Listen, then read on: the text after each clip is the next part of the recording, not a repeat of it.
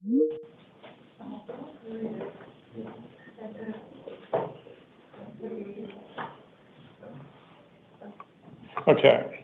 I'll just give the advisement. This is the 2 p.m. IA calendar for March 19th, 2026. The court's orders for the taking of DNA and fingerprints that were given on the first calendar this month shall apply to all matters on this calendar.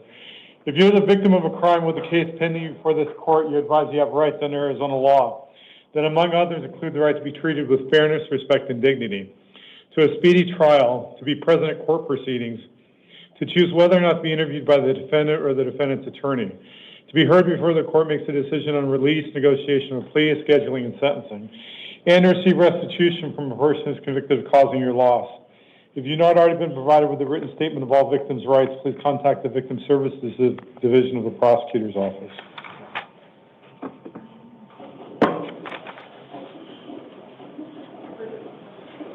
Right. Do we have an interpreter online? Yes. Okay. They do have a headset as well, I believe. All right. We'll call the interpreter matter Francisco Ramirez Cias.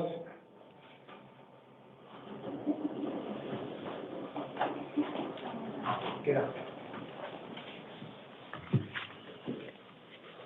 All right. Sir, is your name Francisco Ramirez Cias? Sí, mi nombre es Francisco Javier Ramírez Silla, nacido el 7 de junio de 2002 en Las Vegas, Nevada. Mi nombre es Francisco Javier Ramírez Silla, tengo 23 años de edad, así nomás. My name is Francisco Javier Ramirez Sillas, born on 6/7/2002 in Las Vegas, Nevada. Así es. That's right. You have 3 cases. The first is a probation violation. On that case, I've appointed the public defender. Your bond is $1,000. If bond is posted, you're not to contact any arresting officers. You're not to possess any weapons. You're not to possess any drugs without a valid prescription or drink alcohol. You're to contact your probation officer within 72 hours. Your next court date on that case is March 26th at 8:30. Number 33 is another probation violation case. The public defender is also appointed.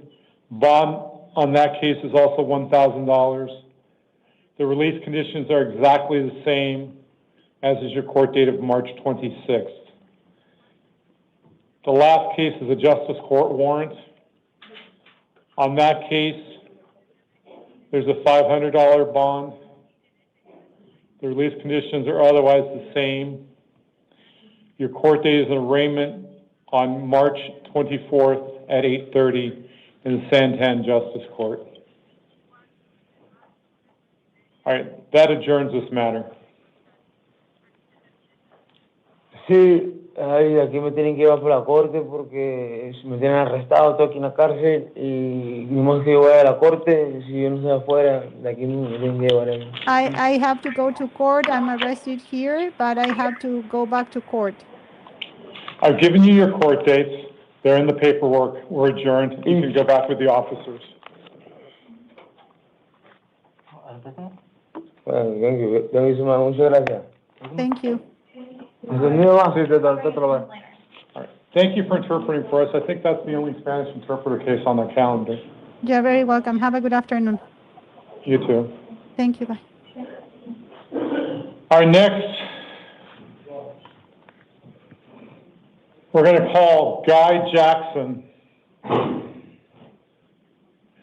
Mr. Jackson's going to be followed by James Gonzalez. So we'll always have one person sitting in a chair by the door. So, but first, Mr. Jackson, come up to the podium. Mr. Gonzalez, sit in the chair by the door. Sir, your name, please. Guy Anthony Jackson. And your date of birth, sir? August 23rd, 2003. All right, sir, you've been charged with 2 counts of aggravated robbery, Class 2 felonies, 1 count of aggravated assault, a Class 3 felony,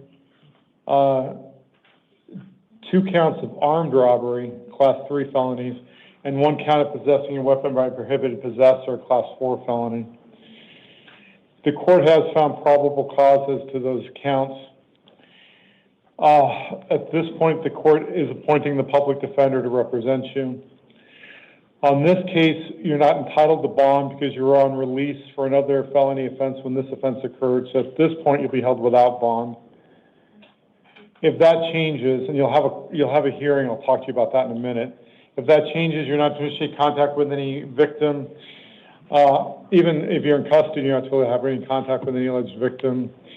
You're not to possess any weapons. You're not to possess any drugs without a valid prescription. You're not to drive without a valid driver's license. You're to continue to provide court proof of your local address. Your next court date will be a status conference on March the 25th at 8:30 for a status conference. There is an evidentiary hearing. That's where they have a hearing to decide whether or not it should continue to be held without bond. That's on March 26th at 1 p.m. Do you have any questions, sir? No, sir. Thank you, sir. We'll get your paperwork right now, status about that. Mr. Gonzalez will be followed by Cody Watson. Right here. Sir, please state your name James Gonzalez Gutierrez, and your date of birth, sir. 02/26/2002. Okay, sir, you're here on a warrant out of the Highland Justice Court on the charge of driving on a suspended license, a Class 1 misdemeanor. The court has found you to be indigent and ordered appointing the public defender to represent you pursuant to Rule 6.1. On this case, there's been a secured appearance bond set in the amount of $250.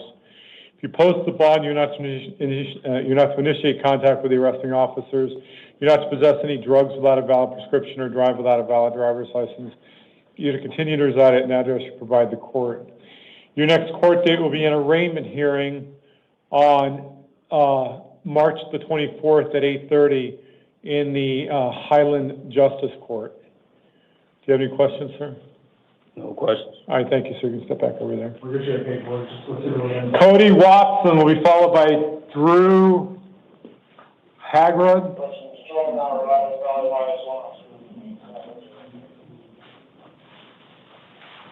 Sir, your name, please. Cody Watson, date of birth 07/30/1991. All right, thank you, sir. So you're here on a probation violation for a Class 2 felony. The court finds that you'll be held without bond because the judge, when they issued the warrant, asked that you be held without bond because of the likelihood you'd be sentenced to the Department of Corrections. That doesn't mean you have to be sentenced to the Department of Corrections, but it's a distinct possibility. So you'll be held without bond. If that changes, the release conditions will be in writing. You don't have to possess any weapons, no contact with the arresting officers. There's other release conditions that you'll be provided with a written copy. Your next court date will be a probation revocation arraignment hearing on March the 26th at 8:30 in the Superior Court in downtown Phoenix. Do you have any questions, sir? No. All right, thank you, sir. Thank you. Drew Hadred, or followed by Michael Drew. Sir, your name, please. Drew Haggard, 12/14/1990, Your Honor. The only reason why I missed court is because I was in custody at the time. Okay. Well, this is a municipal court warrant, sir, so we'll go over that in just a second. Yes, sir. This is a misdemeanor warrant for a shoplifting, a Class 1 misdemeanor. Yes, sir. Let me check one thing.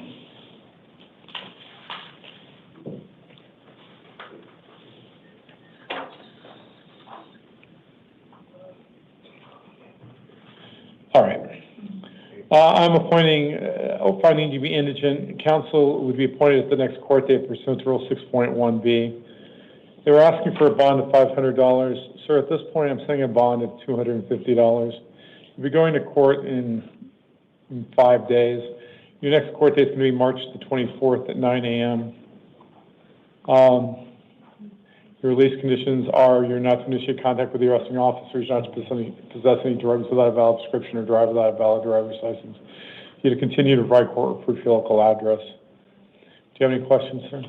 I was just hoping to get OR'd. I just bonded out in my other case. The only reason I missed court was because I was in custody at the time. I was trying to go to court. I was really hoping to get OR'd, please, Your Honor. Yeah, I have very limited Could you, options on could you municipal. lower the bond a I've little bit? lowered it from the 500 to the 250, so I've As cut it far in as you half. can go? That's about as Okay. low as I can go. Thank you, All though, right, sir. yes, sir, thank you. Michael Drew, we followed by David Gomez. I'll come back and do 8 and 9 at the end. I'll make a record on those. Okay.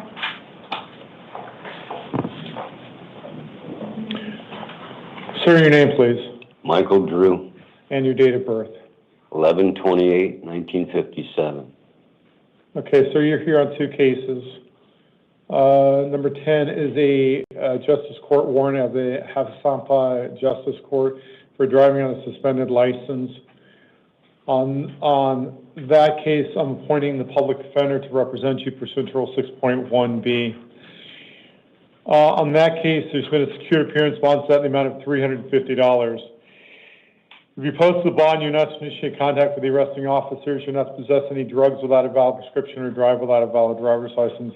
You're to continue to provide court proof your local address. Your next court date on that case will be an arraignment hearing on March the 24th at 8:30 in the Havasupai Justice Court. Number 11 is a warrant out of the Kyrene Justice Court for theft. On that case, it's also ordered appointing the public defender pursuant to Rule 6.1B. On that case, there's a $100 bond. The release conditions are otherwise the same. Your court date on that case will be an arraignment on March 24th at 8:30 in the Kyrene Justice Court. Do you have any questions about these 2 cases, sir? All right, thank you, sir. You can step back over there. David Gomez, we followed by Horuz Hernandez.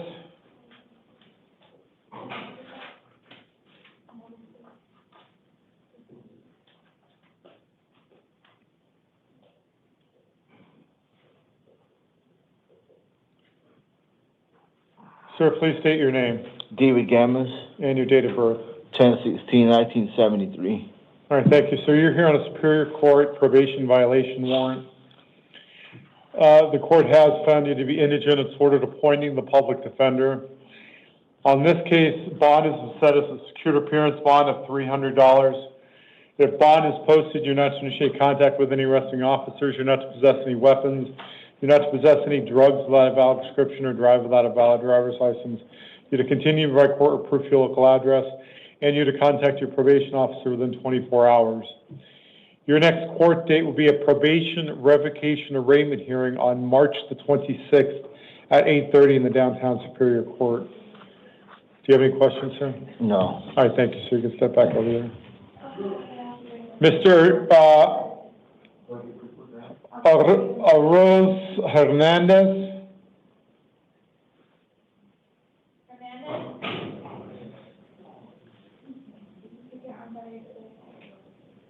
He's going to be followed by Sidney Howard. Sir, step up to the podium, please. State your name, please, My name is Horuz Hernandez, and your date of birth. July 24th, 2002. So you're here on 2 probation violation matters. Number 15, the court has found you to be indigent and appointed the public defender to represent you. On this case, the court has set bond as a secured appearance bond of $200. If bond is posted, you're not to initiate contact with any arresting officers. You're not to possess any weapons. You're not to possess any drugs without a valid prescription or drive without a valid driver's license. You're to continue to provide court proof your local address, and you're to contact your probation officer within 72 hours. Your next court date on this case is a probation revocation arraignment hearing on March the 26th at 8:30 in the downtown Superior Court. Number 16 is a separate probation violation matter. On this case, it's also ordered finding you indigent and appointing the public defender to represent you. The release conditions are exactly the same, including the secured appearance bond on this case of $200. Your court date is also March the 26th at 8:30. Do you have any questions, sir? No, sir. All right, thank you, sir. You can step back over there. Sidney Howard be followed by Alejandro Carrillo.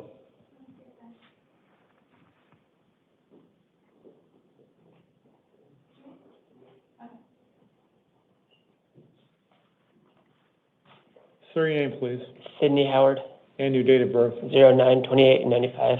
So you're here on a Superior Court bench warrant on a probation violation matter. On this case, the public defender is appointed to represent you. There's been a secured appearance bond set in the amount of $500. If bond is posted, you're not to initiate contact with any arresting officers, you're not to possess any weapons, you're not to possess any drugs without a valid prescription or drive without a valid driver's license. You're to continue to provide court proof your local address, and you're to contact your probation officer within 72 hours of your release. Your next court date on this case will be a non-witness violation hearing on March the 26th at 8:30 in the downtown Superior Court. Do you have any questions, sir?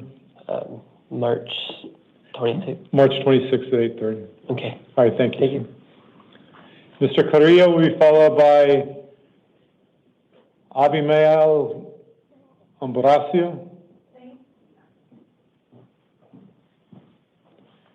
Sir, please state your name Alejandro Correa, and your date of birth, sir. 05/29/1997.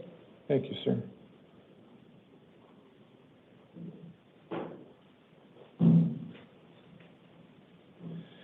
All right, sir, you're here on the charges of, it's a warrant, it's an arrest warrant on the charge as of resisting arrest, Class 6 felony and possession of dangerous drugs, a Class 4 felony.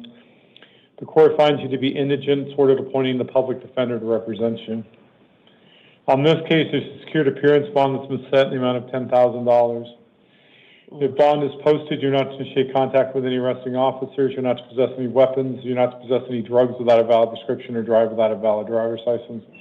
You're to continue to provide court proof your local address, and if you are on probation, you're to contact your probation officer within 72 hours. Your next court date would be a status conference on March the 25th at 8:30, with a possible preliminary hearing on March the 27th at 8:30 in the downtown Superior Court. Do you have any questions, sir? I didn't know about this. I thought there was just a $500 bond or something like that. No, they were asking, this was an arrest warrant where the judge who issued the arrest warrant wanted you to be held without bond. I couldn't make the necessary findings to hold you without bond, so I've set a secured appearance bond in the amount of $10,000. So do you know what date this was in? Because I heard that when this was issued, I was in prison. It wasn't even out and about for it to be issued. Like, I had no way to get to court. I was in prison. I got out barely. The offense date is alleged to have been July 25th of 2025. I think I was in prison, but. Well, you can bring that up with your attorney when you go to court on your court date, sir. All right, thank you. So you can step back over there.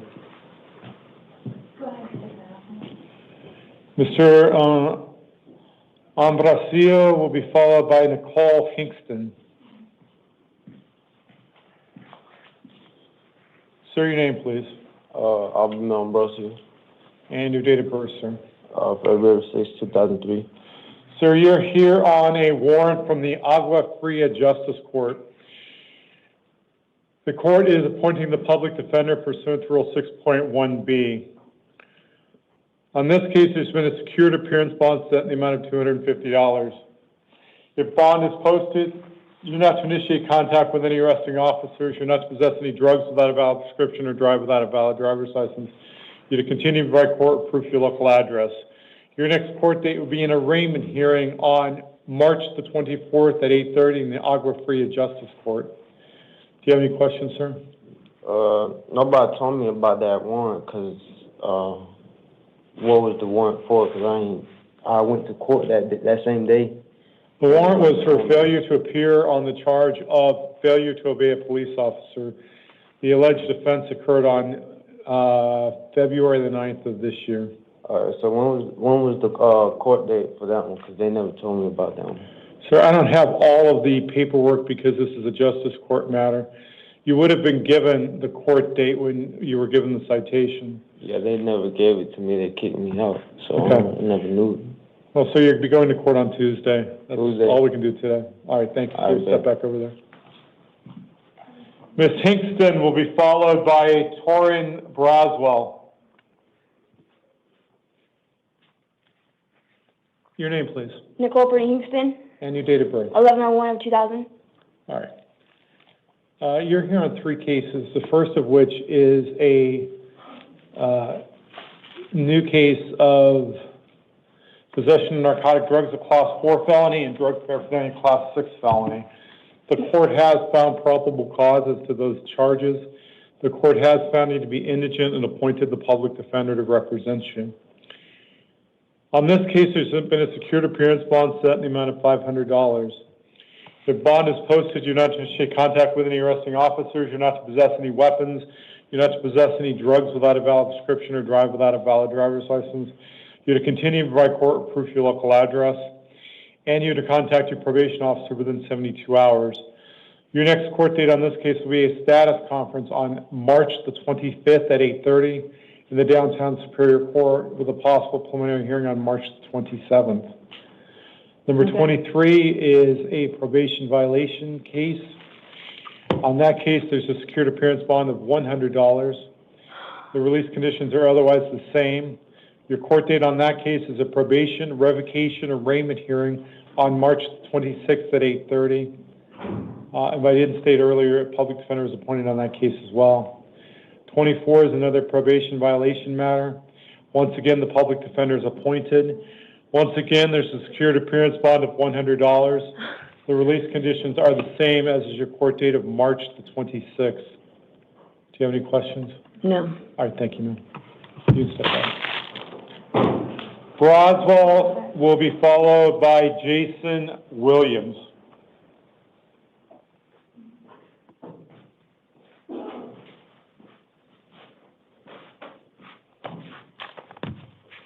Sir, your name, please. Sworn Alan Braswell, 02/13/1998.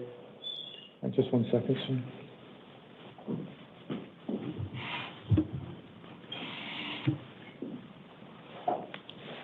Okay. So you've been charged with 1 count of armed robbery, Class 2 felony, 1 count of being a prohibited possessor of a firearm, Class 4 felony, and 1 misdemeanor count of resisting arrest with passive resistance. The court has found probable cause. The court has found you to be indigent and appointed the public defender to represent you. On this case, there's been a secured appearance bond set in the amount of $50,000. If bond is posted, you're not to initiate contact with any alleged victim or arresting officer. You're not to return to the scene of the alleged crime.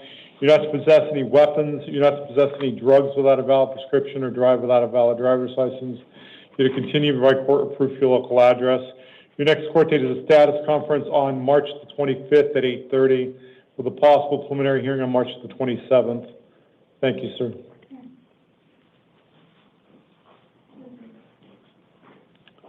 Mr. Williams will be followed by Jeremiah Vaughn.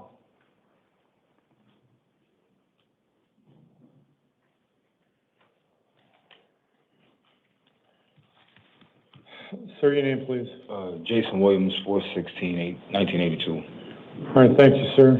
Sir, you've been charged with 1 count of aggravated assault, a Class 4 felony, 1 count of possessing a firearm by a prohibited possessor, a Class 4 felony, 1 misdemeanor count of disorderly conduct, and 1 misdemeanor count of threatening and intimidating. The court has found probable cause as to those charges. The court has found you to be indigent. It's ordered appointing the public defender to represent you. On this case, there's been a secured appearance bond set in the amount of $50,000.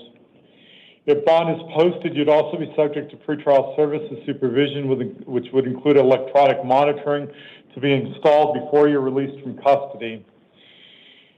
You may not initiate contact of any type with the alleged victim, nor respond to any contact from the alleged victim. You may not reside at the same location as any alleged victim, even if you're the owner or renter of the residence. If you have a common residence with any victim, 1 civil standby would be allowed to retrieve any essential belongings. You're not to possess any weapons. You're not to possess any drugs without a valid prescription or drive without a valid driver's license. You're to continue to provide court or proof your local address. Your next court date will be a status conference on March 25th at 8:30 in the downtown Superior Court with a possible preliminary hearing on March 27th at 8:30. Do you have any questions, sir? No, sir. All right, thank you, sir. All right, Mr. Vaughn will be followed by Roger Pippins. Your Honor, before I get started, I would want to let you know, I got a baby on the way. You know what I'm saying? I got a baby on the way. Come on. Jeremiah Anthony Ray Vaughn, 11/18/2005. Yeah, the reason I'm cutting you off, sir, is because I'm going to be releasing you, so I'm not. Oh, okay. I was gonna ask to be released to I know, pretrial yeah. or I don't normally cut people off if I'm going to rule against them, so I'm not going to Understand. rule against you. So you're charged with aggravated assault, class 3 felony. The court did not find probable causes to that count. You're also charged with the resisting arrest and failure to provide a true name, misdemeanor offenses. The court has found probable causes to those. The court has found you to be indigent. It's ordered appointing the public defender to represent you. I am going to release you to pretrial services. You need to keep in contact with them and follow their directions. So as long as you keep in contact with them and make your court dates and follow all the other release conditions, you won't have any problems. I'm going to go over some of your release conditions. You're not to initiate contact with any arresting officers. You're not to possess any drugs without a valid prescription or drive without a valid driver's license. You're to continue to provide court or proof your local address. Your next court date will be a status conference on April the 2nd at 8:30 with a possible preliminary hearing on April the 6th. So it's very important you contact pretrial services when you get out. You'll be given an envelope about how to do that. So contact pretrial services and make your court date on April the 2nd. You understand, sir? Yes, sir. Y'all don't want no fees? Y'all don't want no money from me today? Nope. All right. You have a good day, sir. All right. Mr. Pippins will be followed by Stephen Reimer.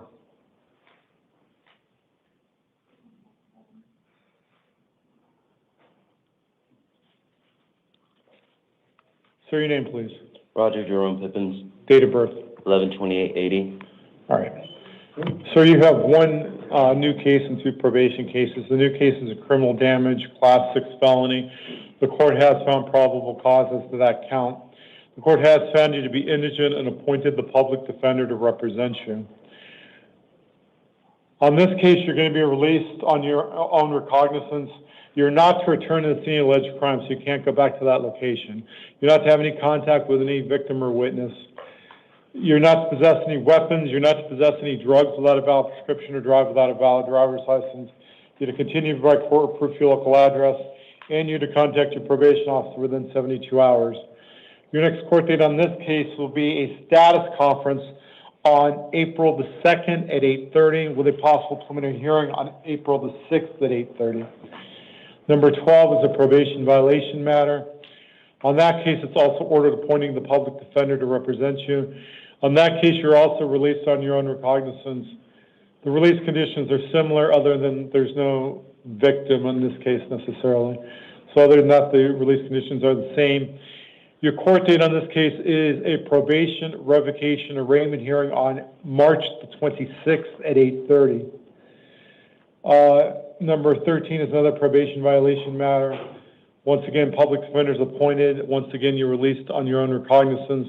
The release conditions are the same as your court date of March the 26th. So the first court date you need to worry about is March the 26th. That's for each 2 probation cases. Okay. And then you have, you're on your new case, you have a court date of April the 2nd. Do you have any questions, sir? I do have a question, Your Go Honor. For this case about the damaging, I told the arresting officers that I was assaulted, I was drugged out, I was thrown into the rocks in front of my home, and they didn't do anything about that. So how do I go against pursuing that matter? Pursuing what? Criminal charges against the people you say threw you into the rocks? For being assaulted in my home, drugged out, and thrown in the rocks. You can contact the police agency of wherever the location this occurred. So if it occurred in Phoenix, it would be the Phoenix Police Department. Yes, Your Honor. All right. All right, thank you. So you can step back over there. All right. Okay. Thank you. Mr. Reimer will be followed by Jenna Palomino.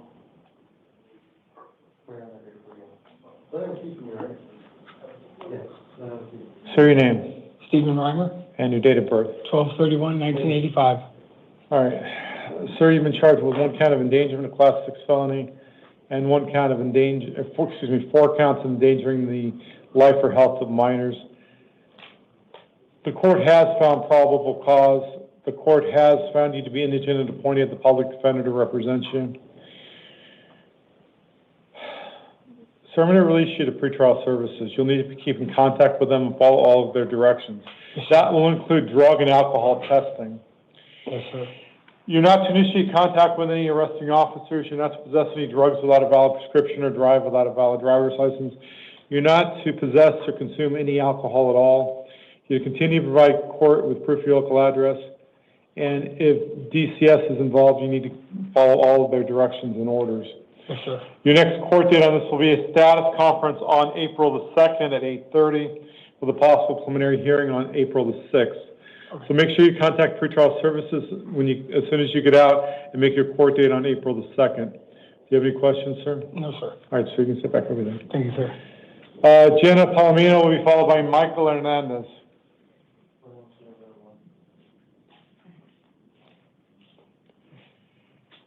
Your name, please, Jenna Palomino, and your date of birth. 11/22/89. All right, ma'am, you're here on two cases. First, number 19 on the calendar is a new charge of possession of dangerous drugs, a class 4 felony. The court has found probable cause as to that count. The court has found you to be indigent and appointed the public defender to represent you. On this case, you're going to be released on your own recognizance. You're not to initiate contact with any arresting officers. You're not to possess any weapons. You're not to possess any drugs without a valid prescription or drive without a valid driver's license. You're to continue to provide court proof of your local address. And you're to contact your probation officer within 72 hours of your release.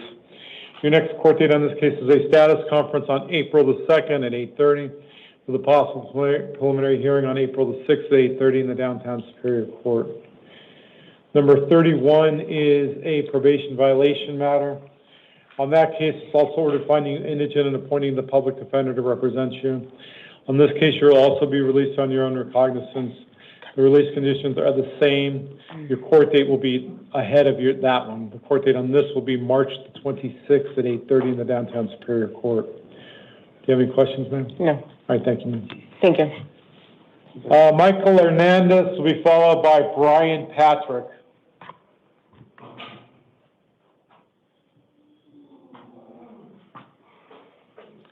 Your name, please. Michael Hernandez, 11/11/96. All right, sir, you're here on two cases, probation violation matters. Number 26, it's ordered appointing the public defender to represent you. On this case, you'll be held without bond because this is a probation violation, and the court has made a determination under Rule 7.2 that prison is a likely outcome in this case. So in this case, you'll be held without bond. If that changes, you're not to initiate contact with any arresting officers. You're not to possess any weapons. You're not to possess any drugs without a valid prescription or drive without a valid driver's license. You're to continue to provide court proof of your local address, and you're to contact your probation officer within 24 hours. Your next court date on this case will be a probation revocation arraignment hearing on March 26th at 8:30 in the downtown Superior Court. Number 27 is another probation violation matter. Once again, the public defender is appointed to represent you. The release conditions are exactly the same. In this case also, you'll be held without bond. Your next court date is also the probation revocation on March 26th at 8:30. Do you have any questions? All right, thank you, sir. You can step back over there. Brian Patrick will be followed by Amanda Lopez.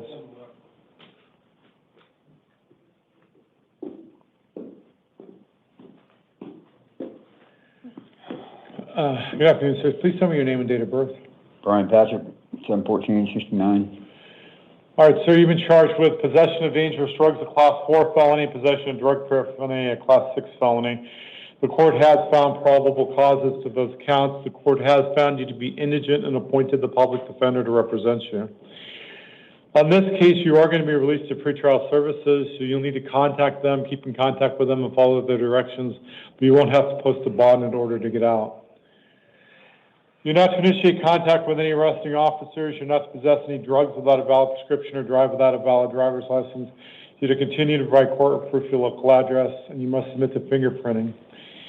Your next court date will be a status conference on April the 2nd at 8:30 in the downtown Superior Court with a possible preliminary hearing on April the 6th. So make sure you contact pretrial services when you get out and make your court date on April the 2nd. Do you have any questions, sir? No. All right, thank you, sir. Ms. Lopez. Hello, sir.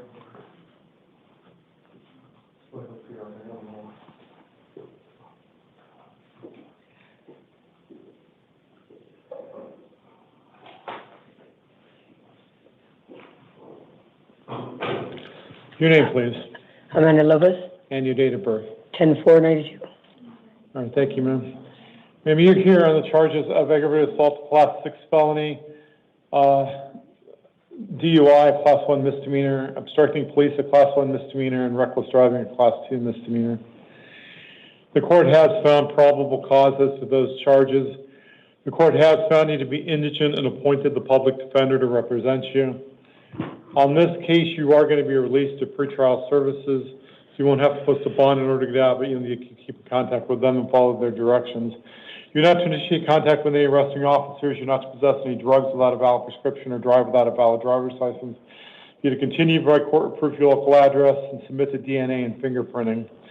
Your next court date will be a status conference on April the 2nd at 8:30 with a possible preliminary hearing on April the 6th.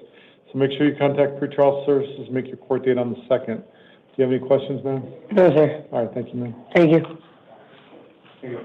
All right, numbers 8 and 9, Mr. Abba, the court conducted by telephonic conference before this calendar, right before this calendar started. Mr. Abba was completely coherent. He acknowledged the court dates and acknowledged the release conditions. But on number 8, the court set appointed the public defender and set a bond of $5,000. On number 9, the court appointed the public defender and set a bond of $250. And with that, the 2 p.m. calendar is adjourned.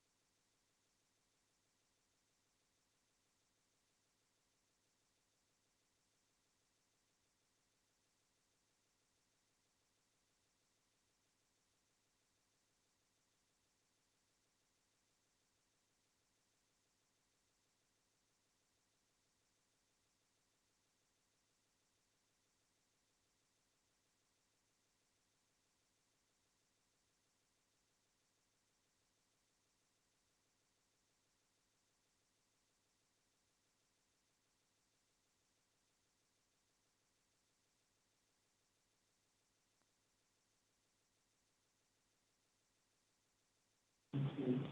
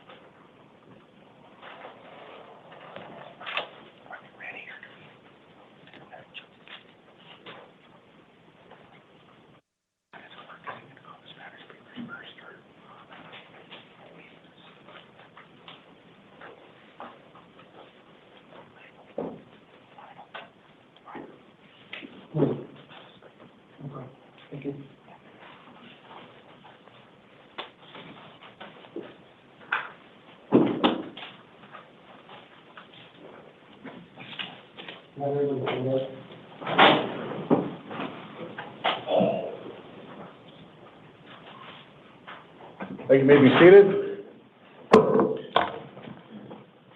Evening, counsel. Evening, counsel.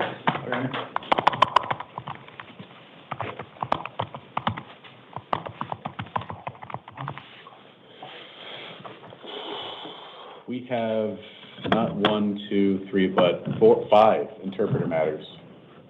6, actually, because we have the Romanian matter. So let me just get straight on who's appearing for what, and then we'll get started.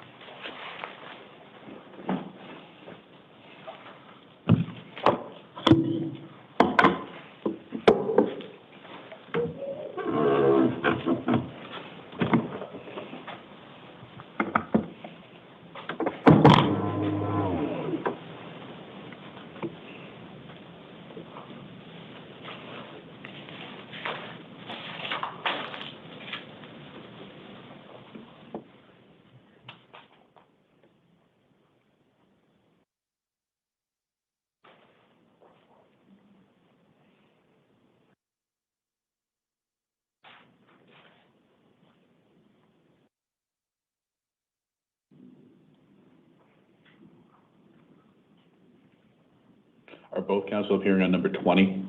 Your Honor, my client is non-yes, Your Honor. I'm not sure if it's my client is non-yes. I'm not sure if it's 20 or... Oh, I'm sorry, yes, non-yes, correct. Yes, Your Honor. Yes, Your Honor. And I'm not appearing on that, Your Honor. That's an Attorney General's office case. Okay. And you are here on 8 and 20... 33 and 6. 33 and 6, Yeah. that's close. Okay. And we have the interpreter on the line. Yes. All right, let's get started.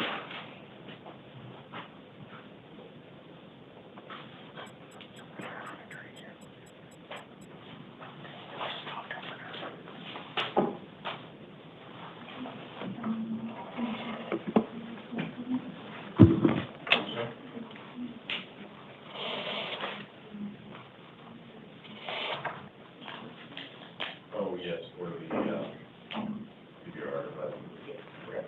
Yeah, sure. All right. This is the 5:00 p.m. initial appearance calendar for March the 19th of 2026. Esta es la comparecencia inicial de las 5 de la tarde del día 19 de marzo del 2026.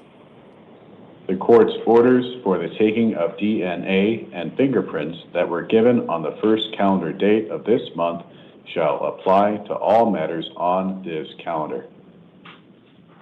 La orden que se emitió para la toma de muestra de ADN y de huellas dactilares en el primer calendario de este mes estará vigente para todas las causas de este día. I will now read the victim's rights advisement. Ahora leeré el aviso para las víctimas. If you are the victim of a crime with a case pending before this court, you are advised that you have rights under Arizona law. Si usted es la víctima de un delito en una causa pendiente ante este tribunal, se le informa que usted goza de determinados derechos según la ley de Arizona. Among others, these include the right to be treated with fairness, respect, and dignity, to a speedy trial, to be present at court proceedings, incluyendo, entre otros, el derecho al trato justo, respetuoso y con dignidad, el derecho a un proceso sin dilación, el derecho de asistir a las diligencias judiciales ante el tribunal, to choose whether or not to be interviewed by the defendant or the defendant's attorney, to be heard before the court makes a decision on release, negotiation of a plea, scheduling and sentencing, el derecho de permitir o no que el acusado o su abogado defensor lo entreviste, el derecho de expresar su opinión ante el juez cuando decida cuestiones de excarcelación, la negociación de un convenio resolutorio, la programación de diligencias judiciales y la imposición de la pena. and to receive restitution from a person who is convicted of causing your loss, if you have not already been. Go ahead. Y el derecho a la indemnización por parte del responsable de los daños. If you have not already been provided with a written statement of all victims' rights, please contact the Victim Services Division of the Prosecutor's Office. Si usted no ha recibido por escrito los derechos de la víctima, por favor comuníquese con el Departamento de Servicios para Ofendidos de la Fiscalía. All right. We have Mr. Acosta with Mr. Nanez, so I believe he'll still be doing the advisement. So I'll circle back to number 20, Nanez. So let's get started on our interpreter matters. Your Honor, you want us to double check? Well, we have the interpreter on the line, so let's start with our interpreter matters anyway. All right. Let's start with number 33, Gustavo Gavia Elias to the podium. Number 22, Juan Escalante, to the chair, please.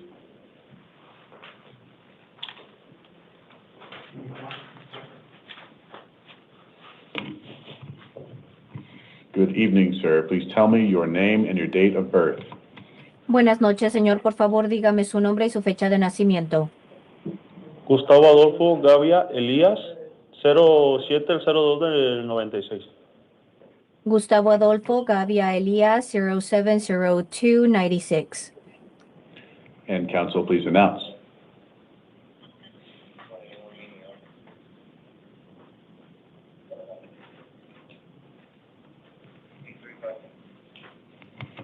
Go ahead, interpreter.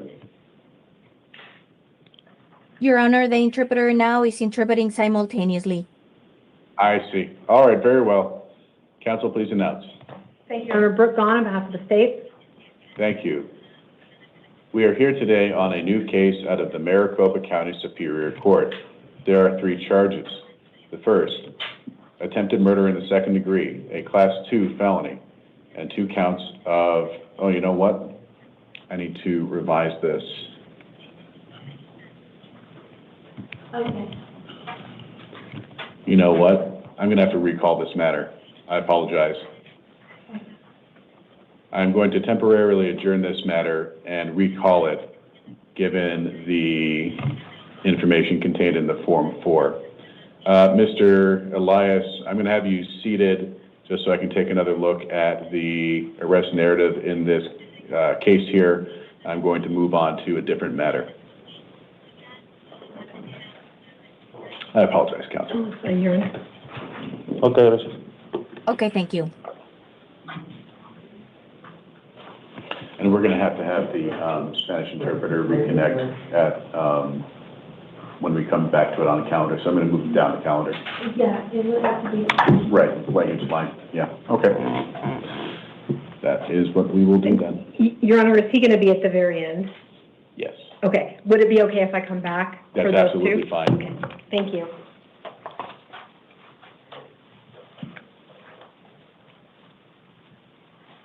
And yeah, if you can just move them down. Number 22, Juan Escalante to the podium. And number 24, Ramiro Gallegos to the chair, please.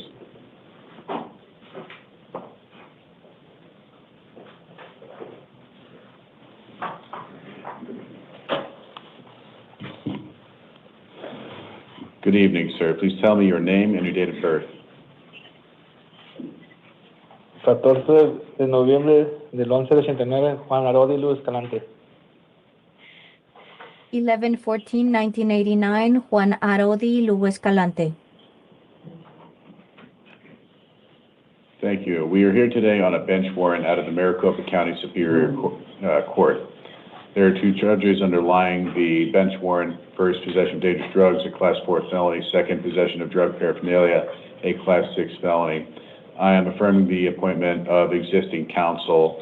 I am setting two court dates on March 25th and 27th of 2026 at 8:30 in the morning at the Downtown Superior Court Complex. I'm setting bail in the amount of $1,000. That is a cash-only appearance bond.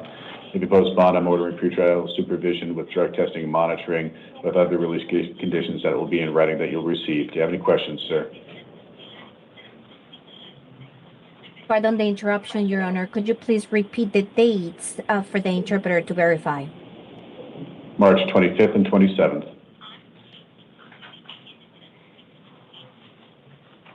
Okay. Okay. All right, thank you. You may step to your left and please hand the headphones back to the officer. Okay, gracias. Okay, thank you. Number 24, Ramiro Gallegos to the podium. Number 27, Eddie Hernandez to the chair, please.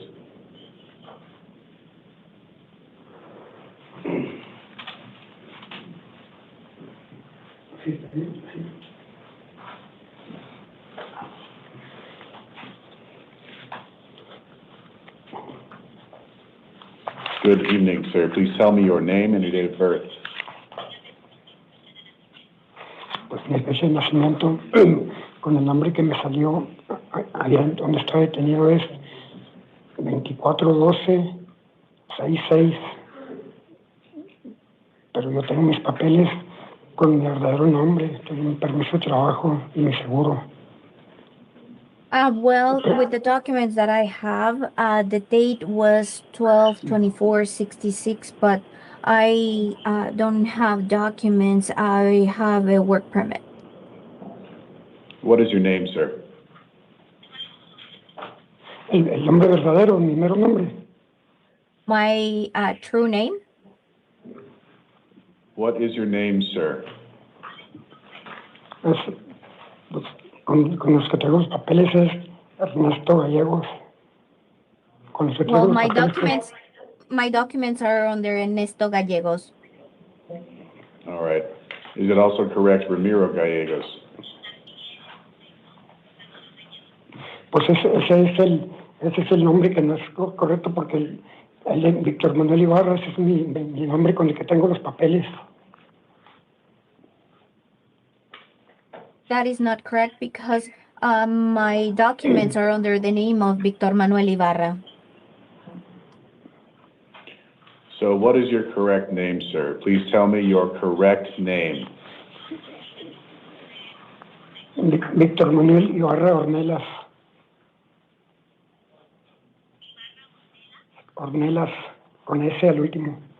Víctor Manuel Ibarra Ornelas, with an S at the end.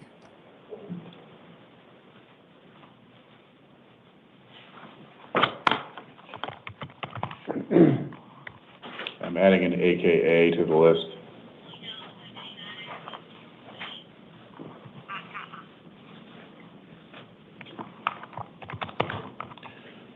And you said your last name? Ibarra Ornelas. Ibarra Ornelas.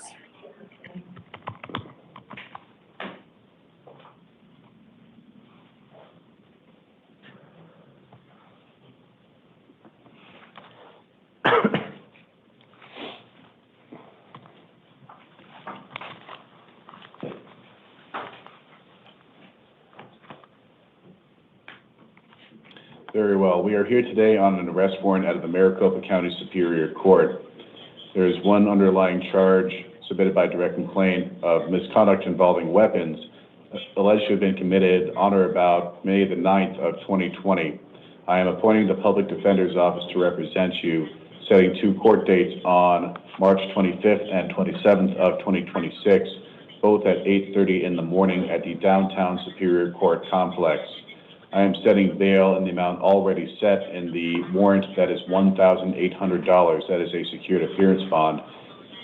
If you post that, you'll be released on this case. If you are released, do not possess weapons, do not possess drugs without a valid prescription, do not possess or consume any alcohol. Other release conditions will be in writing in the release orders that you'll receive. Do you have any questions? Está bien. That's fine. Thank you, sir. You may step to your left and please hand the headphones back to the officer.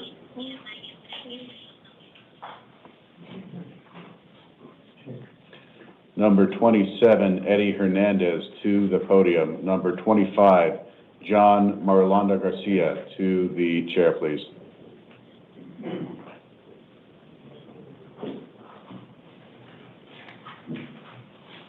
Good evening, sir. Please tell me your name and your date of birth. Eddie Valente Meléndez Hernández, 010181.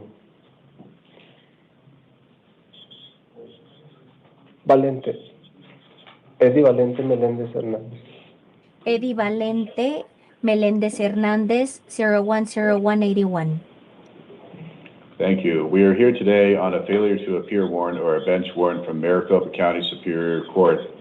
I am appointing the Public Defender's Office to represent you and setting a court date for March 26th of 2026 at 8:30 in the morning at the Downtown Superior Courthouse. At this time, it appears that because of the docket record, you're in sheriff's custody pursuant to a writ of habeas corpus. You continue to be in the primary custody of the U.S. Marshal Service. Therefore, I'm ordering that you be held without bail to be returned to federal custody upon conclusion of the Arizona case. Any questions, sir?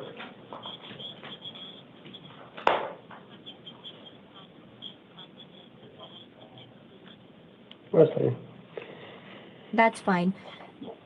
Pardon the interruption, Your Honor. May the interpreter ask the court to speak at a slower pace? The interpreter would appreciate that. Yes. Thank you, sir. You may step to your left. Please hand the headphones back to the officer.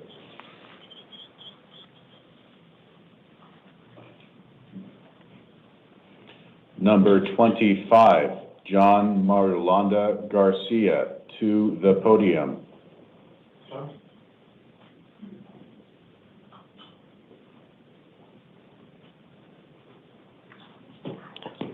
Good evening, sir. Please tell me your name and your date of birth. Muy buenas tardes, señor juez. Mi nombre es John Snyder Marulanda García. Nací el 8 de enero de 1986. Good afternoon, Your Honor. My name is John Snyder Marulanda Garcia. My date of birth is January 8, 1986. Thank you. We are here today on a bench warrant or a failure to appear warrant from the Maricopa County Superior Court.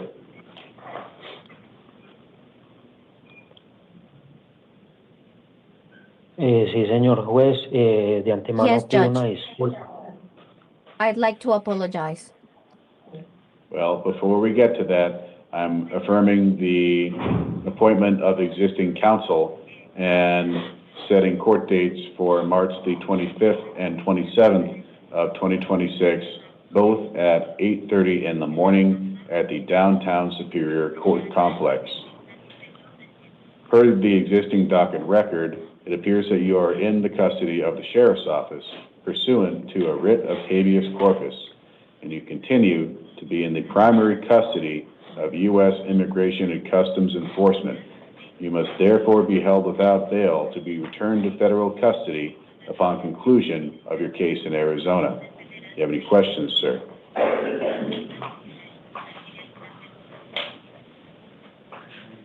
No, señor juez, muchas gracias.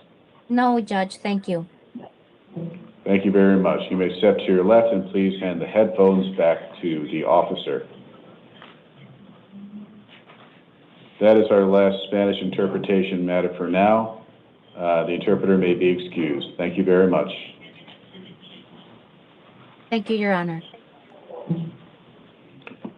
Number 9, Luis Zermeno to the podium. Number 1, Christopher Vale to the chair, please.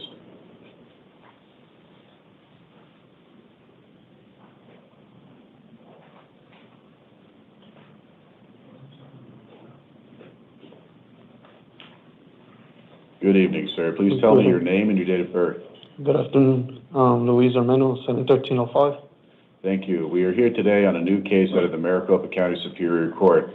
There are 5 charges. The first, unlawful flight from a law enforcement vehicle, a Class 5 felony. The second and third, driving under the influence, a Class 1 misdemeanor. Finally, the last 2 charges, criminal trespass in the first degree, and editing this because it is alleged as a Class 6 felony.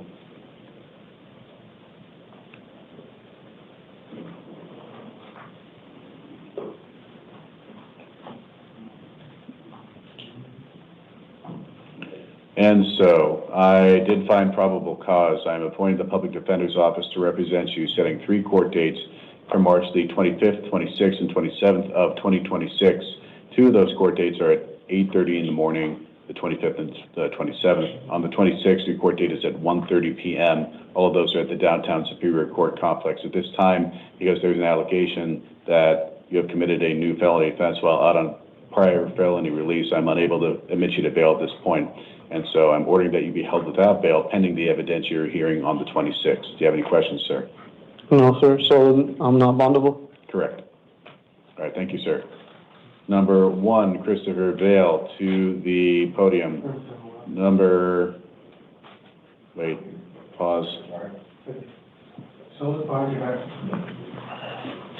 Oh, I got the wrong case. Sir, I'm going to come back to your case.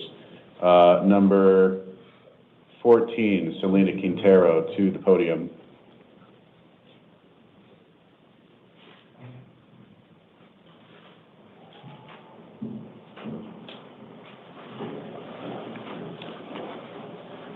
Good evening, ma'am. Please tell me your name and your date of birth. Selena Quintero, 2/17/1999. Oh, you know what? I think these cases are going out of order because of the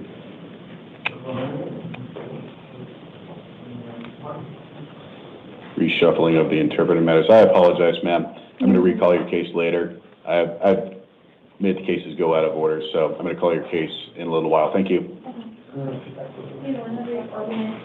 Yeah, let me just take a look at the docket, make sure I'm going in the right order here.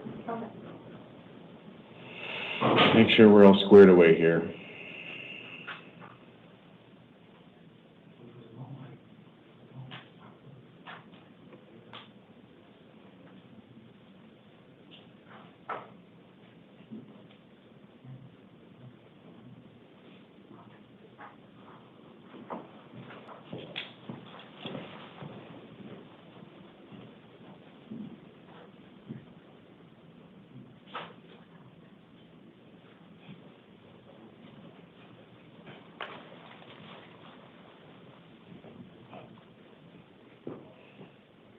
Okay, that looks correct. So let's keep going.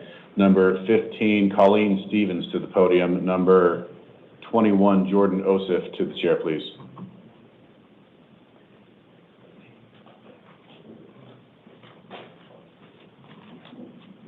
Good evening, ma'am. Please tell me your name and your date of birth.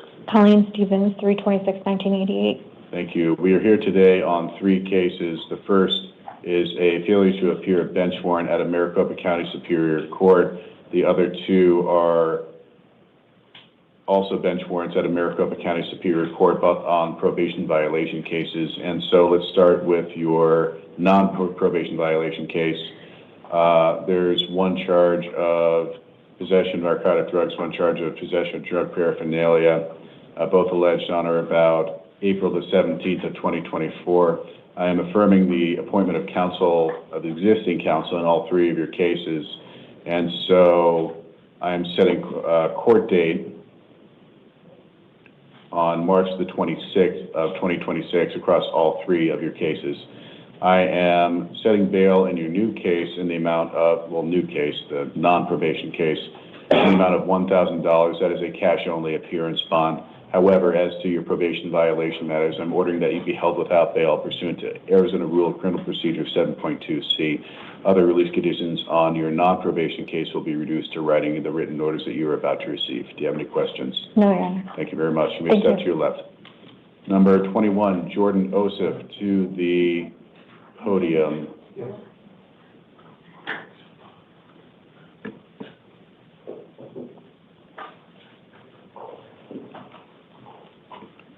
And number 31, Eric Larios, to the chair, please. And good evening, sir. Please tell me your name and your date of birth. Good evening, Your Honor. Jordan Osip, 11793. Thank you very much. We're here today on a probation violation warrant out of the Maricopa County Superior Court. The Adult Probation Department alleges that you have violated term 1 of probation. I am appointing the Public Defender's Office and setting a court date for March the 26th of 2026 at 8:30 in the morning at the Downtown Superior Court Complex. At this time, I'm holding you without bail pursuant to Arizona Rule of Criminal Procedure 7.2C. Do you have any questions? No. What is the charge of my violation? Like, what is it? Term 1 of probation is do not commit new crimes while on probation. And so the Adult Probation Department has alleged that you have committed 3 separate new offenses on a petition to revoke. If you have further questions, you may talk to counsel about the substantive allegations. Do you have any further questions? Well, I just got released from DRS, detention on our tribal jail last Wednesday. Then I self-surrendered on Friday. So I wasn't aware for my for the cases that, my probation violation, because I've been trying to stay in contact with them while I was in DRS. I was in there since September 11th, and I just got out last week on the 11th of March. Sounds like you may have some questions as to the substantive allegations behind the petition to revoke, sir. So again, that's a conversation for a different date between yourself and counsel, sir. Thank you very much. You may step to your left. So I have no bond? No bond, correct. Thank you, sir. All right. Number 31, Eric Larios, to the podium. Number 26, Carlton Hanks, to the chair, please.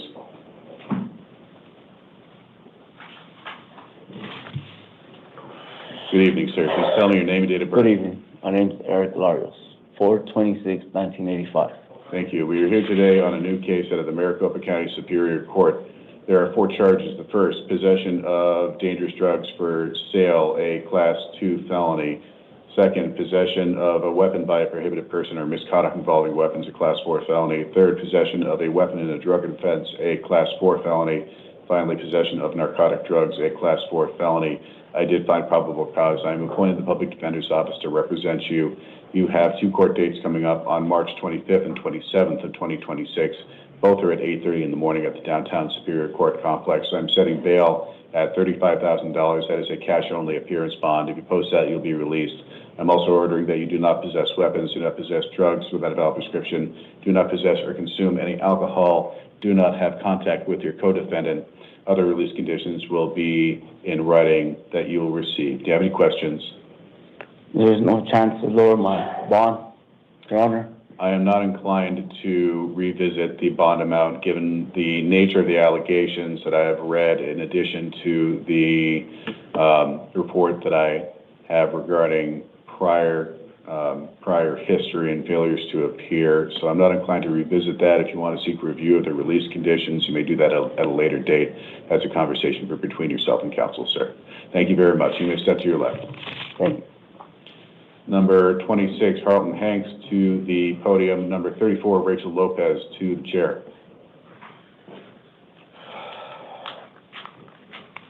Good evening, sir. Please tell me your name, date of birth. Halton Hanks, May 10, 1983. Thank you. We're here today on a bench warrant out of the Maricopa County Superior Court. There are two underlying counts of aggravated assault from July the 29th of 2023. I'm affirming the appointment of existing counsel, setting two court dates for March the 25th and 27th of 2026. Both of those are at 8:30 in the morning at the downtown Superior Courthouse. Pursuant to the order securing the attendance of a prisoner, it appears that you're in sheriff's custody pursuant to an undischarged sentence of imprisonment from the Department of Corrections. So there appears to be a hold from the Department of Corrections. However, out of an abundance of caution, I am going to set bond pursuant to Article 2, Section 22 of the Arizona Constitution. I'm setting bond in the amount of $10,000. That is a cash-only appearance bond. However, given the hold, you may talk to counsel about whether or not it's a good idea to try and post that. And so additional release conditions will be reduced to writing in the written orders that you will receive. Do you have any questions? No. All right, thank you. Please step to your left. Number 34, Rachel Lopez to the podium. Number 8, Michelle Dawkins to the chair, please.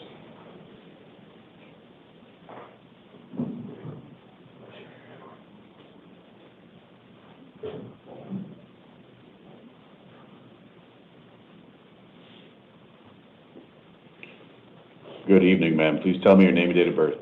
Rachel Lopez, 12374. Thank you. We are here today on a new case out of the Maricopa County Superior Court. There are two charges. The first, possession of dangerous drugs for sale, a Class 2 felony. Second, possession of dangerous drugs, a Class 4 felony. I did find probable cause. I'm appointed the Public Defender's Office to represent you. You have two court dates coming up on March 25th and 27th of 2026 at 8:30 in the morning at the downtown Superior Court complex. I'm setting bail in the amount of $10,000. That is a cash-only appearance bond. If you post that, you'll be released. Other release conditions include do not have co-defendant contact, do not possess weapons, do not possess drugs with a valid prescription, do not possess or consume any alcohol. Other release conditions will be reduced to writing in the written orders that you are about to receive. Do you have any questions? Ma'am? Thank you very much. You may step to your left. Number 28, Michelle Dawkins to the podium. Number 11, Kyle Bender to the chair, please. Good evening, ma'am. Please tell me your name and date of birth. It's Michelle Dawkins, 21084. Thank you. We are here today on three cases. All three of these are bench warrants out of the Maricopa County Superior Court. I am going to affirm the appointment of existing counsel on all three of your cases and setting a court date for a status conference post-warrant and a non-witness violation hearing on March the 26th of 2026 at 8:30 in the morning at the downtown Superior Court complex. As to release conditions, I am setting bond in all three of your cases. As to your first matter, $500 cash only. As to your second matter, $1,000 cash only. As to your third matter, $500 cash only, so $2,000 cash only will be your appearance bond.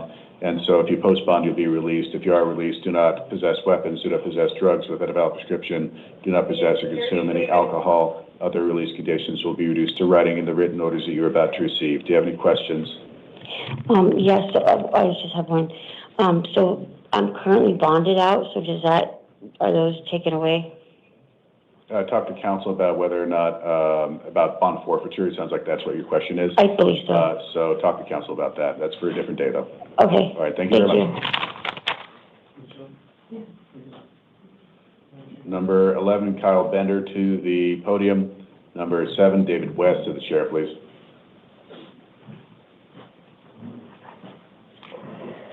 Good evening, sir. Please tell me your name and date of birth. Kyle Bender, Your Honor. 12/4/1989. Thank you. We're here today on three cases. The first, well, actually all three of these are Superior Court probation violation warrants out of Maricopa County Superior Court. The Adult Probation Department alleges that you have violated terms 3, 4, 5, 7, and 15 of probation and petitions to revoke your probation. I am appointing the Public Defender's Office to represent you and setting a court date across all three of your cases for March the 26th of 2026. All that's at 8:30 in the morning. That's a combined probation revocation, arraignment, and disposition hearing. The Downtown Superior Court Complex. I am setting bail in the amount already set in your probation violation court warrants. So that is $500 per case for a grand total of $1,500. That's a secured appearance bond. If you post that, you'll be released. If you are released, do not return to the scene of any alleged crime. Do not have contact with any victim. Do not possess weapons. Do not possess drugs without a valid prescription. Do not possess or consume any alcohol. Contact your probation officer within 72 hours of your release. If you are released, other release conditions reduced to writing in the written orders you're about to receive. Do you have any questions, sir? Is there any way we could take a look at that bond, sir? I'm in a very bad position, and I need to be able to get home to my grandmother. I promised to be to court. I've always shown up on my own recognizance when you guys have done that to me. I think only one time did I fail to do that. But I really do have a good standing, always showing up to court, and I have no problem with being there for that because I believe they're going to reinstate my probation after they know what happened. So I'm not worried about coming to court or having any problem with getting there whatsoever. I'm not inclined to revisit the release conditions at this time, sir. However, if you wish to seek review of the release conditions, you may have a conversation with counsel as to whether or not some sort of review motion is appropriate. For today's purposes, I'm going to affirm the bond amounts that I have set. Do you have any other questions, sir? Thank you very much. You may set to your left. Number 7, David West to the podium. Number 18, Jose Najera Fuentes to the chair, please. Good evening, sir. Please tell me your name and date of birth. David West, August 1st, 2002. Thank you. We're here today on two cases. These are both Superior Court probation violation warrants out of the Maricopa County Superior Court.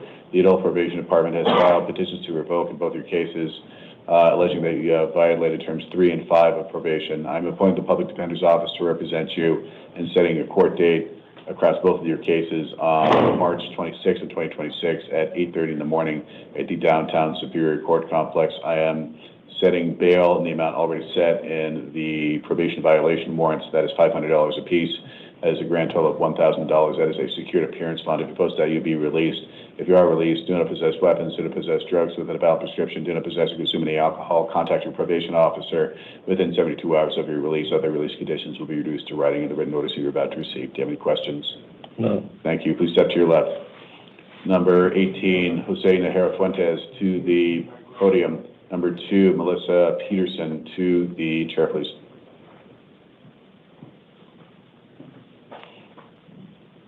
And good evening, sir. Please tell me your name and date of birth. Good evening, Your Honor. Jose Manuel Nagra Fuentes, And what is your birthday? 3/25/79. Thank you. We are here today on a warrant out of the White Tank Justice Court. This appears to be from an initial citation complaint. I do see the nature of the initial charges as one charge of assault, a Class 1 misdemeanor, one charge of disorderly conduct, a misdemeanor, both alleged on or about April the 23rd of 2023. And so I'm going to order that counsel be appointed to represent you at the next hearing, which is an arraignment at the White Tank Justice Court on March the 24th of 2026 at 8:30 in the morning. I am setting bail in the amount of $1,000. That is a secured appearance bond. If you post that, you'll be released. If you are released, do not have victim contact, do not return to the scene of the alleged crime, do not possess weapons, do not possess drugs without a valid prescription, do not possess or consume any alcohol. You must obey the terms of any order of protection that is currently issued or to be issued. Other release conditions will be reduced to writing in the written notice you're about to receive. Do you have any questions? No, sir. Thank you. Please step to your left. Thank you. Number 2, Melissa Peterson to the podium. Number 3, Michael Montano to the chair, please. Good evening. Please tell me your name and date of birth. Hi, Melissa Peterson in 2286. Thank you. We are here today on a new case out of the Maricopa County Superior Court. There are 3 charges. The first, possession of dangerous drugs, a Class 4 felony. The second, possession of drug paraphernalia, a Class 6 felony. Finally, 1 count of criminal trespass, a Class 1 misdemeanor. I did find probable cause. I'm appointing the Public Defender's Office to represent you. You have 2 court dates coming up on March the 25th and 27th of 2026 at 8:30 in the morning at the Downtown Superior Court Complex. I'm setting bail in the amount of $500. That is a secured appearance bond. If you post that, you'll be released. If you are released, I'm ordering pretrial supervision with drug testing and monitoring.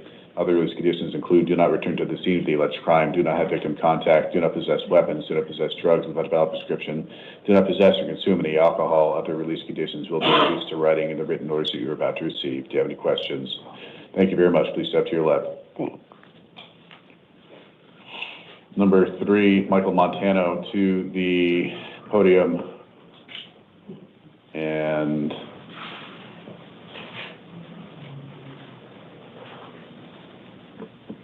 number 19, Luis Parra to the chair, please. Good evening, sir. Please tell me your name and date of birth. Michael Moises Montano, April 30th, 1996. Thank you. We are here today on 3 cases. The first is a new case at a Maricopa County Superior Court. The remainder include 2 cases from Maricopa County Superior Court. These are probation violation warrants. Starting with your new case, there's 1 charge of possession of narcotic drugs, Class 4 felony, 1 charge of possession of drug paraphernalia, Class 6 felony. I was not given sufficient information from the arrest narrative to determine probable cause for either charge. Here's what that means and here's what that doesn't mean. For today's purposes, as to your new case and your new case alone, it means I'm releasing you. It does not mean if the prosecution thought it had enough evidence to sustain a conviction, they couldn't still go forward with the case. You still do have to go to court. So I'm appointing the Public Defender's Office across all 3 of your cases. I'm setting court dates on April the 2nd and 6th of 2026 at 8:30 in the morning at the Downtown Superior Court Complex on your new case. If you fail to appear, a warrant can issue for arrest on that. Let's move to your probation violation matters. The Adult Probation Department alleges that you have violated terms 3, 4, 5 of probation in a petition to revoke your probation. I'm appointing the Public Defender's Office, as I said. I am setting court dates, or a court date, I should say, on March the 26th of 2026 at 8:30 in the morning at the Downtown Superior Courthouse. I am setting bail in the amount of $500 per case. The grand total is $1,000. That's a secured appearance bond. If you post that, you'll be released. If you are released, do not possess weapons, do not possess drugs without a valid prescription, do not possess or consume any alcohol, contact your probation officer within 72 hours of your release. Other release conditions will be reduced to writing in the written orders that you're about to receive. Do you have any questions? Thank you very much. Please step to your left. Number 19, Luis Parra to the podium. Number 32, Constantina Zizzo to the chair, please. Your Honor, Louis Parra, 12/31/76. All right, thank you. We are here today on an arrest warrant at Maricopa County Superior Court. I am appointing the Public Defender's Office to represent you and setting 2 court dates on March 25th and 27th of 2026. Both of those are at 8:30 in the morning at the Downtown Superior Court Complex. I'm setting bail in the amount of $500. That is a secured appearance bond. If you post that, you'll be released. Additionally, if you are released, do not return to the scene of the alleged crime, do not have victim contact, do not possess weapons, do not possess drugs without a valid prescription, do not possess or consume any alcohol. You must obey the terms of any order of protection that is issued or to be issued. Other release conditions will be reduced to writing in the written orders that you're about to receive. Do you have any questions? Your Honor. Thank you. Thank you. Number 32, Constantina Zizzo to the podium, please.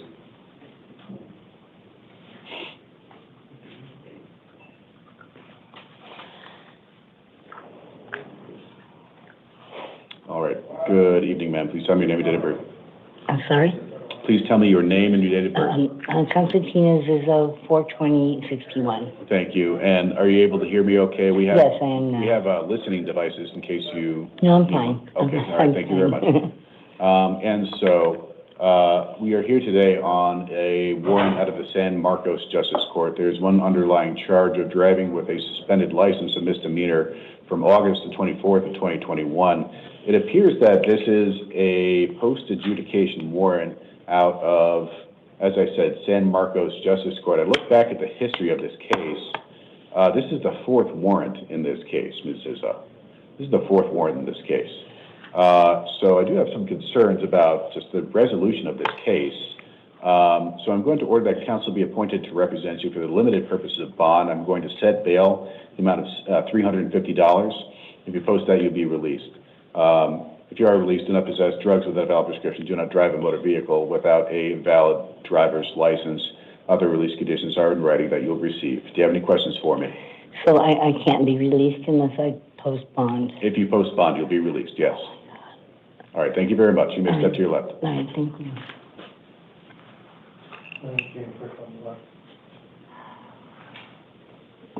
All right, do we have, let's see what we have left here.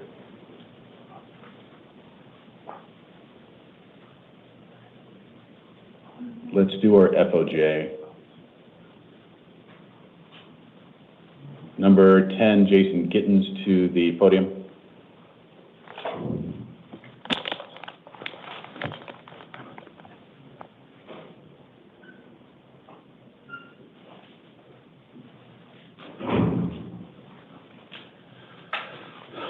Good evening, sir. Please tell me your name, date of birth. Jason Oliver Gittens, October 25th, 2001. Thank you. We're here today on a fugitive of justice case. The state of Nevada has issued a warrant for your arrest. That state wants you back on that warrant. Before court, you were given some paperwork to review on a laminated card. Did you read that paperwork? Yes, sir. All right. So as I stated, you have a warrant from the state of Nevada. You have a choice to make at this time. Basically, you can choose to waive extradition or you can choose to have an extradition hearing. And I'm going to go over those options with you now. As I said, you can choose to waive your right to an extradition hearing, be sent back to Nevada within 30 days, or you can demand an extradition hearing and that a governor's warrant be signed by the governors of both states before you're sent back to the state of Nevada. If you choose to, so option one, waiver. If you choose to waive your right to an extradition hearing, you'd be held non-bondable in a Maricopa County jail for a period of up to 30 days to allow time for Nevada to come get you. That 30 days would start tomorrow, so long as you do not have any other additional criminal charges pending against you anywhere in Arizona, okay? If you do have criminal charges pending against you in Arizona, that 30-day clock does not start until those charges are resolved. All right, so that's option one, waiver of extradition. Let's talk about option two, of having your fugitive of justice hearing. If you choose to have your extradition hearing, your fugitive of justice hearing, I'll set that hearing for March the 30th of 2026 at 1:30 p.m. at the downtown Superior Court complex for fugitive of justice court. Please note, I cannot appoint counsel for you on this matter at this time because extradition matters are civil in nature. However, you have the right to retain counsel at your own expense if you wish to do so. You would not be entitled to bail based on my review of the warrant hit. This is alleged as a post-conviction matter. Therefore, you would be held without bond pending the extradition hearing, where the judge would go over these options again with you. A governor's warrant signed by the governors of both states is required to extradite you to Nevada. That process could take up to 90 days. Do you have any idea what you'd like to do, sir? Well, I'm a signing, obviously. 30 days is less. But I went inside the Supreme Court yesterday, and she gave me the option to post bail on my last case for Phoenix, Arizona. I issued a continuance for 60 days, so I can go turn myself into Nevada this week. And I got picked up at the hotel I was staying at this morning on the warrant, obviously, but I was out, so I can go turn myself into Nevada, you get me? But essentially that case is 60 days out, May 15th. So could you set a hearing to, like, have that brought back to, like, closer, so I'm not sitting 60 days? You get me? So I'm not going to adjust court dates for fugitive of justice court at this time, sir. The only thing I'm really deciding here today is whether or not you're going to have a fugitive of justice hearing for the matter of extradition to be decided after a hearing, or whether you want to forego that hearing and waive. I'll waive it. I'll just sign the extradition. All right. So I understand at this time you want to sign the waiver of extradition. I need to ask you some questions because I'm making a record, I should say, of this proceeding. So first, did you read the waiver of extradition paperwork? Yeah. Do you understand that you do not have to sign the extradition paperwork? Yeah. Do you understand that you have the right to an extradition hearing? Yeah. Do you understand that you have the right to hire a lawyer at your own expense? Yeah. Do you understand that you have the right to demand that a governor's warrant be signed by the governors of both states before you return to Nevada? Yes. Do you understand that you are non-bondable based on the post-conviction status? You'd be held non-bondable if you were to demand an extradition hearing based on the post-conviction status of your warrant? Yes.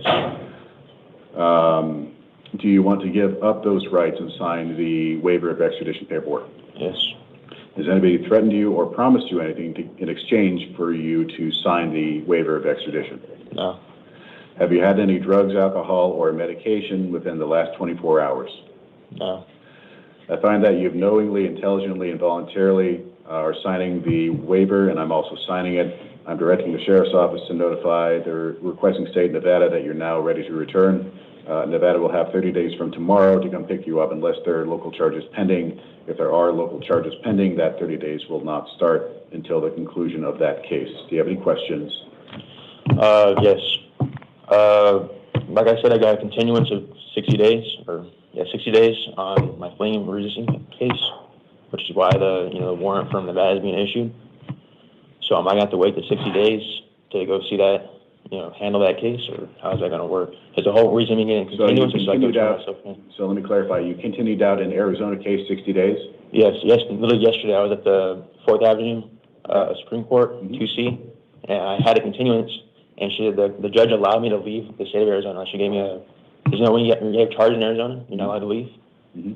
She gave me the option to post bail, $2,500, so that I would basically be, Well, you're talking about two separate cases, sir. They're governed by two separate principles, okay? Yes. So, the only question that I'm deciding here, and I'm not going to, given that this is a post-conviction warrant, it's governed by a different set of principles. I got you.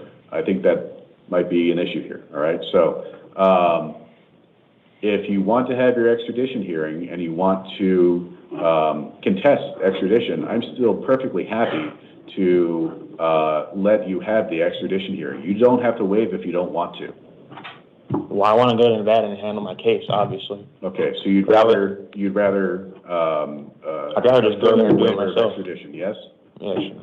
All right.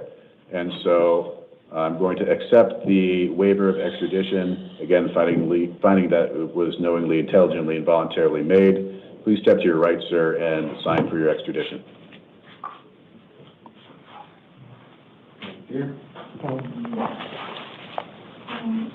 Right over here. So you're going to sign twice in a second. All right. You can sign.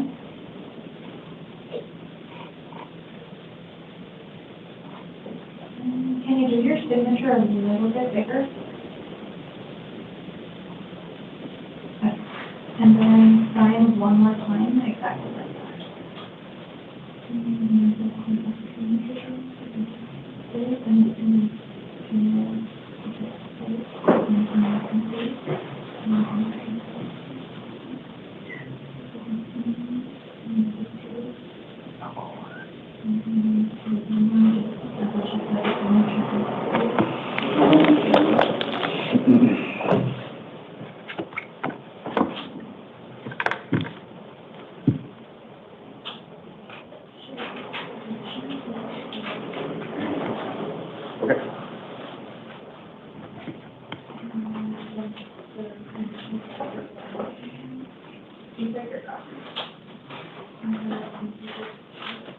And you're all set.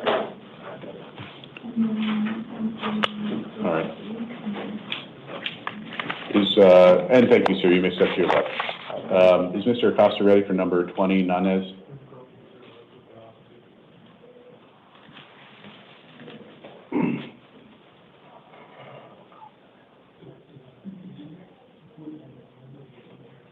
He's ready. Ready? Okay, let's call that one.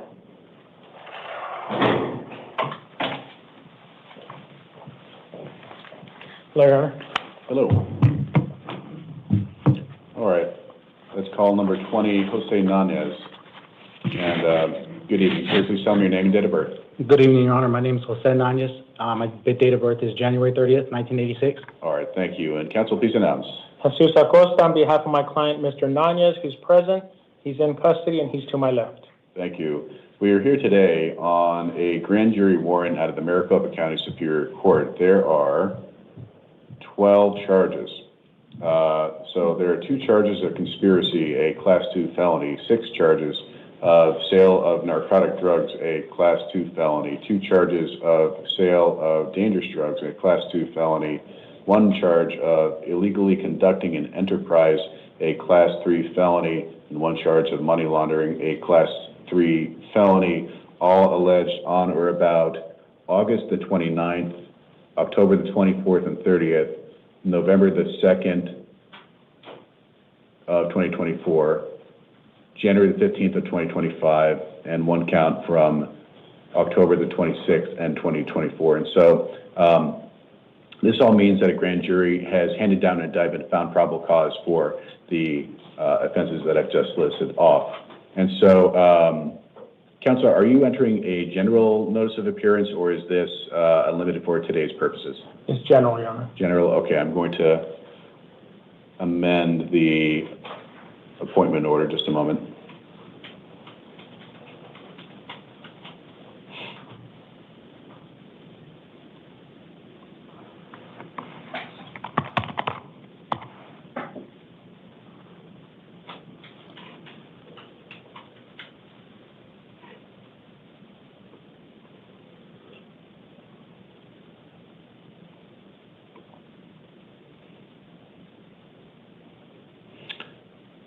All right, the release order will reflect the appearance of counsel. Sir, your next court date is an arraignment on March the 26th of 2026 at 8:30 in the morning at the downtown Superior Court complex. Would counsel like to give argument on release conditions? Yes, Your Honor, I see the recommendation. What we would ask is if he could get a secured appearance bond. He does agree that he would comply with all the requirements of the court, in addition to and not limited to the leg monitor. My client does have 7 children who he would like to assist his fiance in taking care of. He does have a mother who is elderly that also uses his assistance. He also has employment as soon as he gets out. He does have 2 locations where he will agree to stay with the court's permission, which are both in the greater Phoenix area, namely in Glendale and Peoria. And, Your Honor, we do ask that he be given a bond, and if it could be a secured appearance bond, he is completely okay with any type of requirements placed by the court in addition to a leg monitor, Your Honor.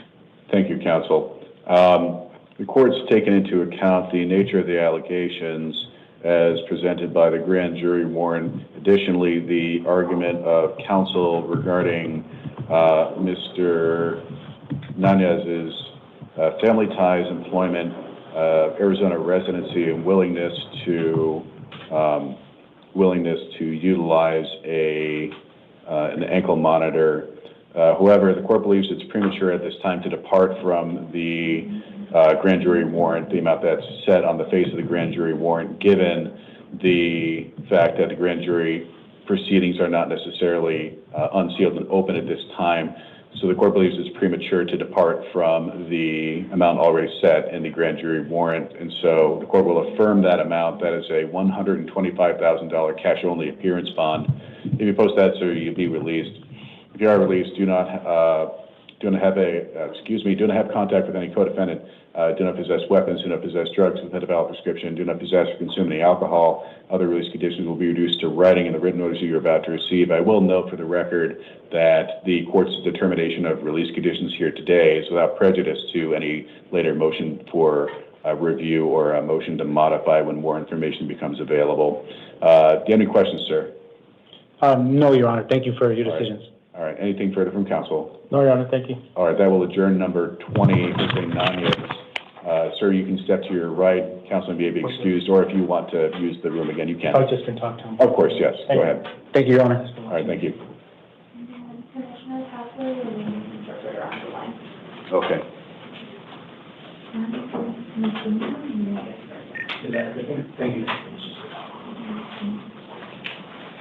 Child support. Thank you. Oh, sorry. This is fine. All right, we have the Romanian interpreter on the line. Yes, sir. My name is Gabriela. My ID number is 256739. Thank you. Thank you. Number 23, Loredana Parolia, to the podium, please. Numărul 23, Loredana Parolia. Rog să veniți pe podium. Good evening, ma'am. Please tell me your name and your date of birth, and please wait for the interpretation. Bună seara, doamnă.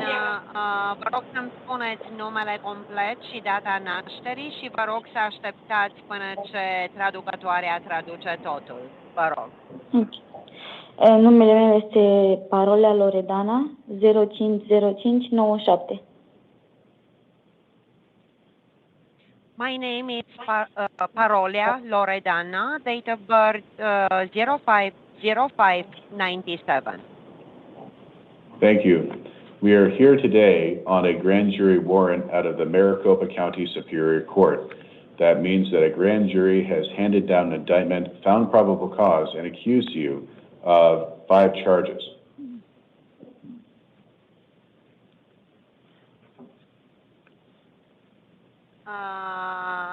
Ok. Bine, doamnă, suntem aici astăzi în legătură cu un mandat pus pe dumneavoastră de către Marele Juriu din Maricopa County Court, ceea ce înseamnă că Marele Juriu a găsit cauză probabilă în legătură cu 5 acuzații. The first charge is one charge of assisting a criminal syndicate, a Class 2 felony. The second is one charge of conspiracy, a Class 2 felony. The third is one charge of fraudulent schemes or artifices, a Class 2 felony. I'm sorry, sir. This is the interpreter. Can you please repeat this? I need to take my notes. Yes. The first is one charge of assisting a criminal syndicate, a Class 2 felony. The second is one charge of conspiracy, a Class 2 felony. The third is one charge of fraudulent schemes or artifices, a Class 2 felony.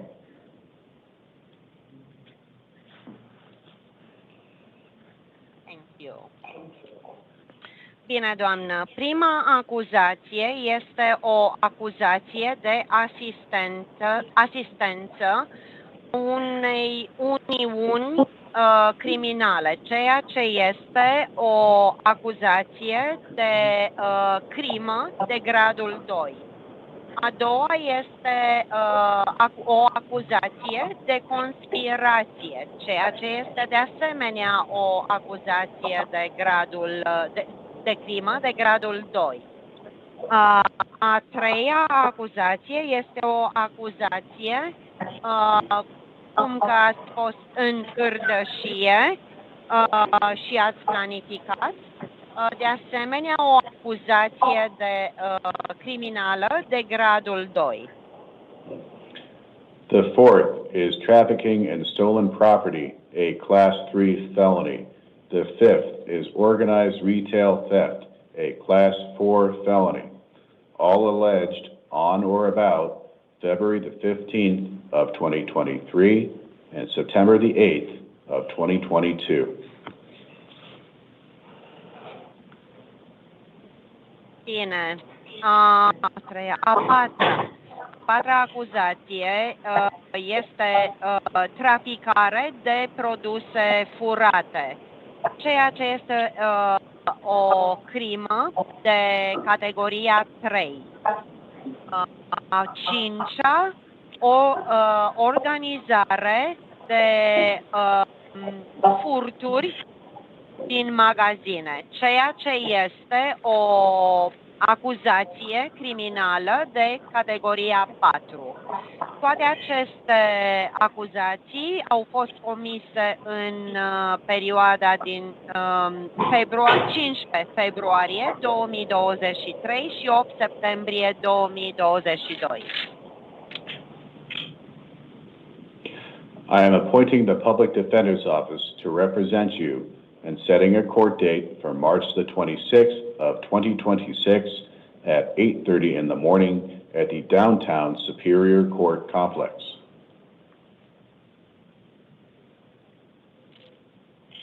Bine, am să numesc un avocat din oficiu care să vă reprezinte. De asemenea, am să numesc o dată de apariție în fața instanței, care este 26 martie 2026 la ora 8:30 dimineața în downtown la Curtea Superior Court Complex, Curtea Superioară.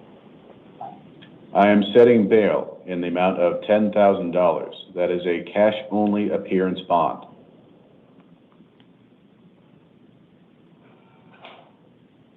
Bine, am să aranjez eliberarea, cauțiunea dumneavoastră la $10,000, care este doar cauțiune în bani, în gheață, să fie plătit pentru bond.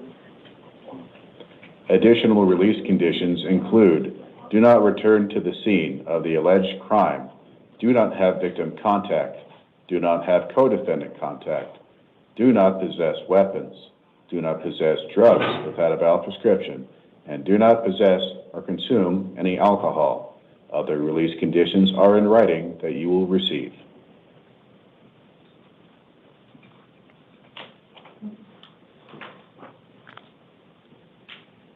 Bine. Alte condiții ale eliberării dumneavoastră sunt să nu mergeți la locurile unde s-au comis aceste crime, aceste infracțiuni. Nu aveți voie acolo. Nu aveți voie să luați legătură cu victimele sau cu ceilalți părâți. De asemenea, nu aveți voie să fiți în posesia armelor, a drogurilor, nu aveți voie să fiți în posesie sau să consumați alcool. Alte condiții o să fie puse în scris pentru dumneavoastră. Do you have any questions for me, ma'am? Aveți întrebări pentru mine? Da, eu știu că cazul acesta care l-am avut, m-am judecat cu ei, am plătit o confianță de $5,000 și mi-a dat dată de cort. Am fost la curtea mea și mi s-a spus că cazul e închis. Acum nu știu de ce mi s-a deschis cazul și nici n-am știut de el că e deschis.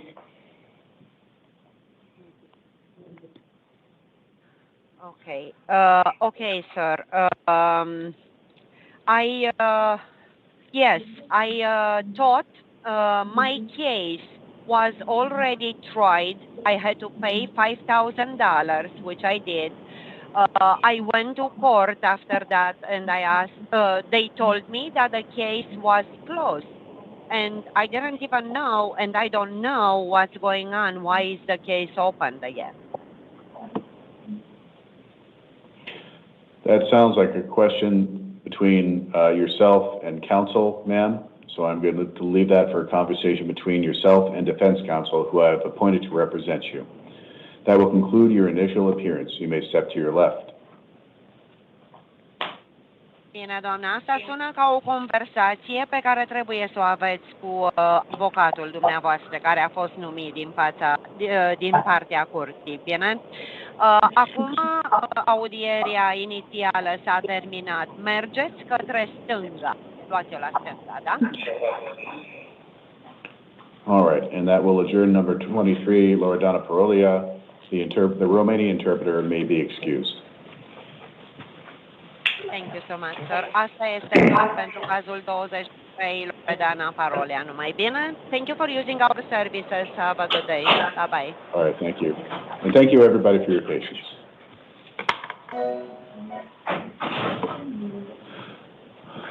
All right.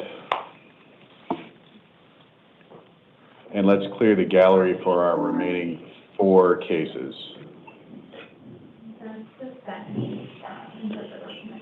Yes.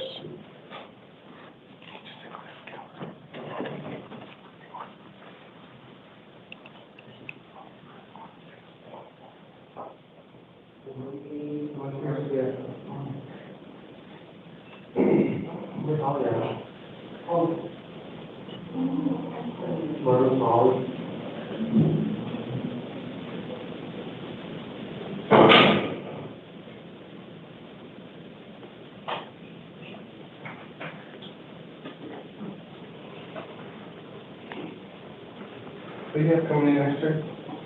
Our interpreter matter, Gustavo Gavia Elias, to the podium. Would you like the gallery clear for him?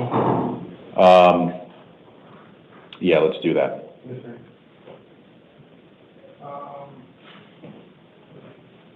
Can you have it on the headset, sir? Because it's past 5 o'clock, we're going to do the LEP overhead. We lose them right at 5.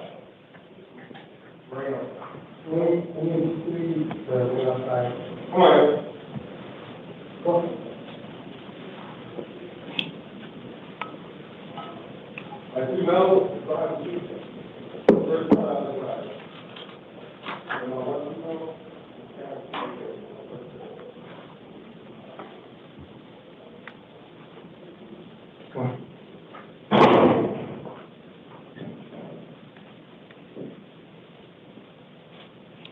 All right, thank you for waiting, sir. No problem, sir.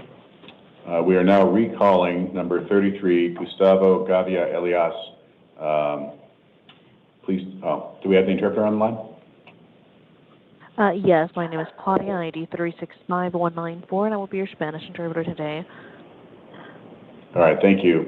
And good evening, sir. Please tell me your name and your date of birth again. And wait for the interpretation, please. Muy bien, buenas tardes, señor. Si por favor me pudiera proveer su nombre y fecha de nacimiento, y por favor espere a que termine la interpretación. Gustavo Adolfo Gaby Elías, del 02 del 07 al 96. Thank you. Oh, I have to wait too. Move, fine. 027 of 96. Go ahead, interpreter. Yeah, that was the date of birth, 27 of 96. Thank you. Thank you, sir. We are here today on a new case out of the Maricopa County Superior Court. Y buenas tardes, señor. Estamos aquí con un caso nuevo por parte de Maricopa Superior Court. There are 3 charges. The first is attempted murder in the 2nd degree, a Class 2 felony. There are also 2 charges of child abuse, a Class 3 felony. Muy bien, entonces tenemos aquí 3 cargos por atentado de asesinato del 2º grado, que es una felonía, al igual que también 2 cargos de abuso de menores, que es una felonía clase 3. And I'm sorry. State, please announce.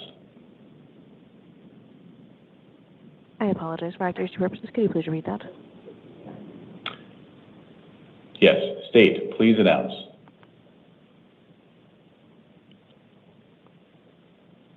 Sí, ahora por favor. Un momento. I apologize. I'm having trouble hearing you. Could you please repeat that?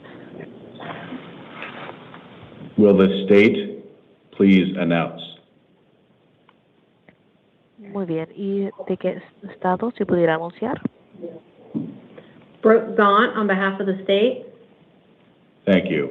And would the state like to be heard before the court makes a determination of probable cause?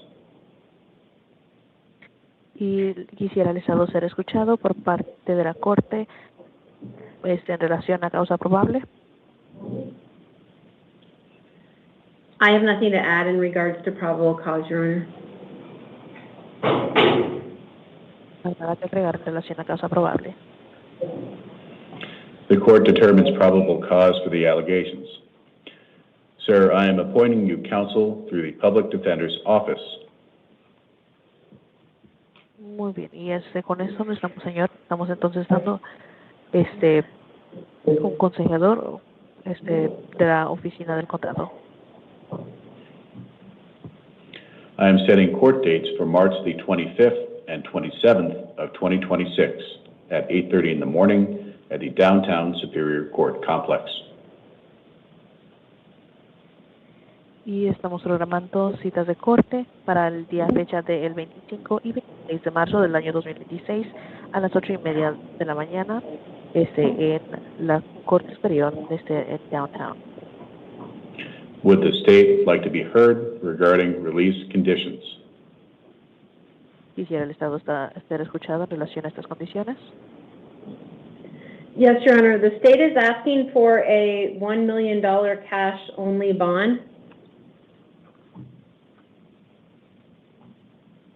Sí, el Estado está pidiendo un vínculo de la cantidad de $1 millón. Mr. Elias allegedly intentionally drove his vehicle into the victim who was riding a motorcycle. The victim suffered catastrophic injuries and is on life support. Y el acusado está siendo acusado de haber conducido su vehículo directamente hacia las víctimas que estaban en una motocicleta y ellos sufrieron lesiones catastróficas. He allegedly admitted to law enforcement that he consumed 12 beers and cocaine prior to driving.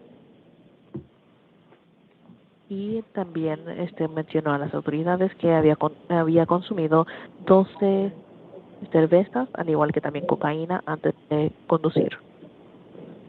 There were 2 minor children in his vehicle at the time of the offense. Y habían 2 menores de edad dentro del vehículo cuando cometió esta ofensa. The state believes there is a strong weight of evidence against him as he made admissions to law enforcement. Y el Estado cree que hay evidencia contundente contra él debido a que él admitió esto hacia las patrullas o law enforcement.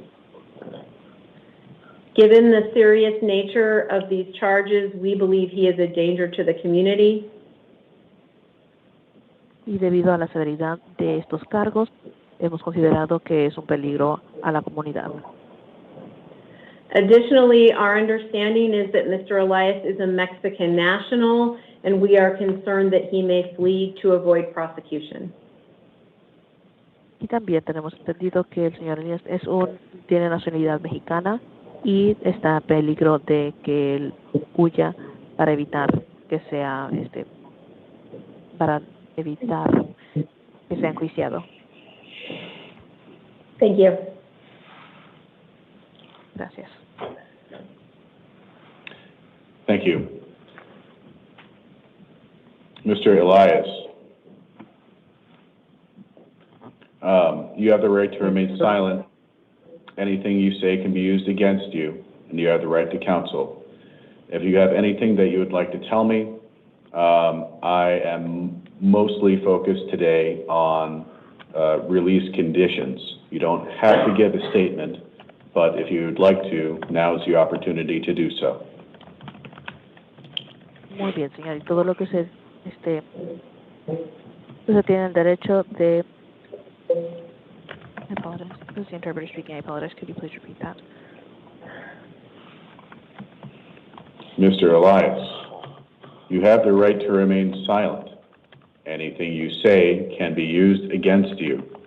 You have the right to counsel.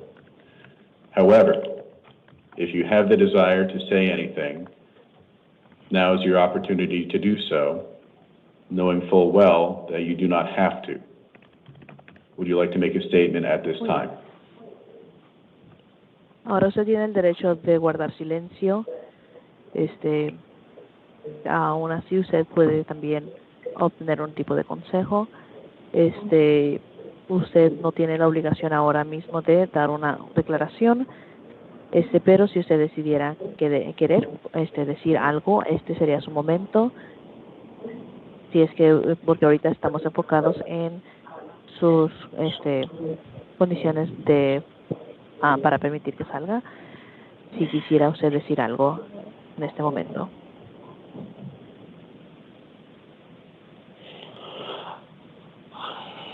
No, está bien. No, that's fine. Very well. Considering the nature of the allegations and state's argument, the court's going to make the following release condition determination. Y considerando la naturaleza de las alegaciones y el argumento que ha proveído el Estado, hemos llegado a la siguiente determinación.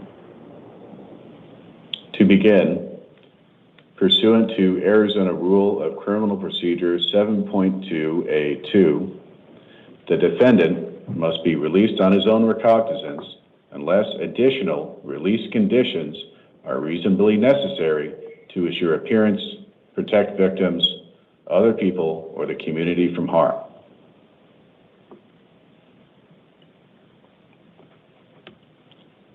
Muy bien, y ahora basándonos en las leyes basándonos en las leyes del estado de Arizona, por parte del Maricopa, bajo la ley 7.2A2, el cliente puede ser liberado durante las condiciones, se pueden poner condiciones adicionales de ser necesarias, basándonos en si pudiera causar daños hacia otras personas o hacia la comunidad. If the court makes such a determination, and it is, it must impose the least onerous conditions of release.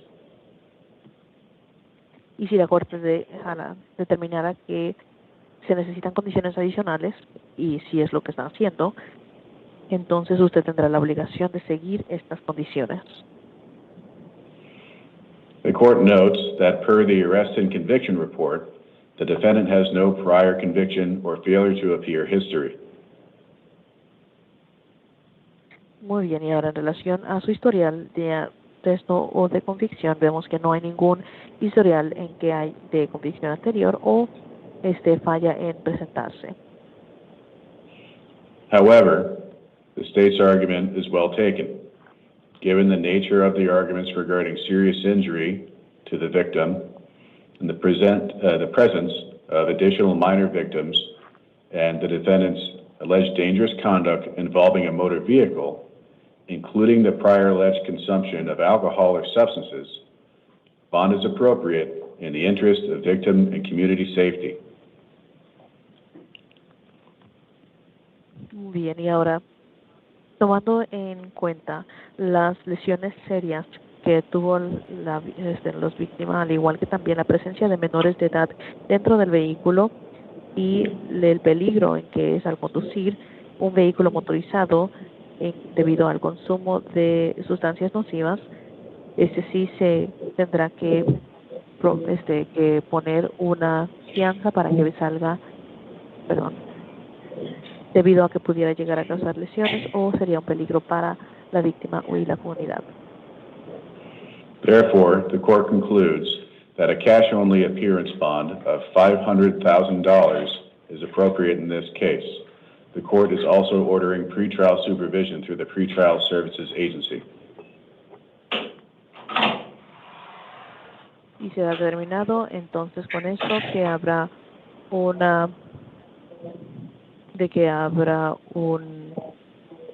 fianza de de $500,000, y también se le dará supervisión como es necesaria al Departamento de Supervisión. Momento, this is the interpreter speaking. I apologize for accuracy purposes. Could you please repeat the name of the supervising department? The Pretrial Services Agency. A la agencia de servicios antes de que haya jurado. Additionally, if you are released, do not return to the scene of the alleged crime do not have victim contact, do not possess weapons, do not possess drugs without a valid prescription, do not possess or consume any alcohol. You may not drive a motor vehicle without a valid driver's license. Additional release conditions are in writing that you will receive. Any questions, sir? Y si usted llegara a salir bajo fianza el día de hoy, usted no puede volver a la escena del accidente, tampoco puede tener contacto con la víctima, no puede tener armas ni drogas, al menos que sean medicamentos recetados, ni tampoco podrá ni tampoco deberá de consumir o tener alcohol, ni podrá conducir sin una licencia de conducir, y también habrá por escrito condiciones adicionales. Any questions, sir? ¿Tiene usted alguna pregunta, señor? Bueno, para dar eso, no me pongo a pagar. Solamente si esos 500,000, la verdad, pues no los tengo. Ahora sí que, pues, yo me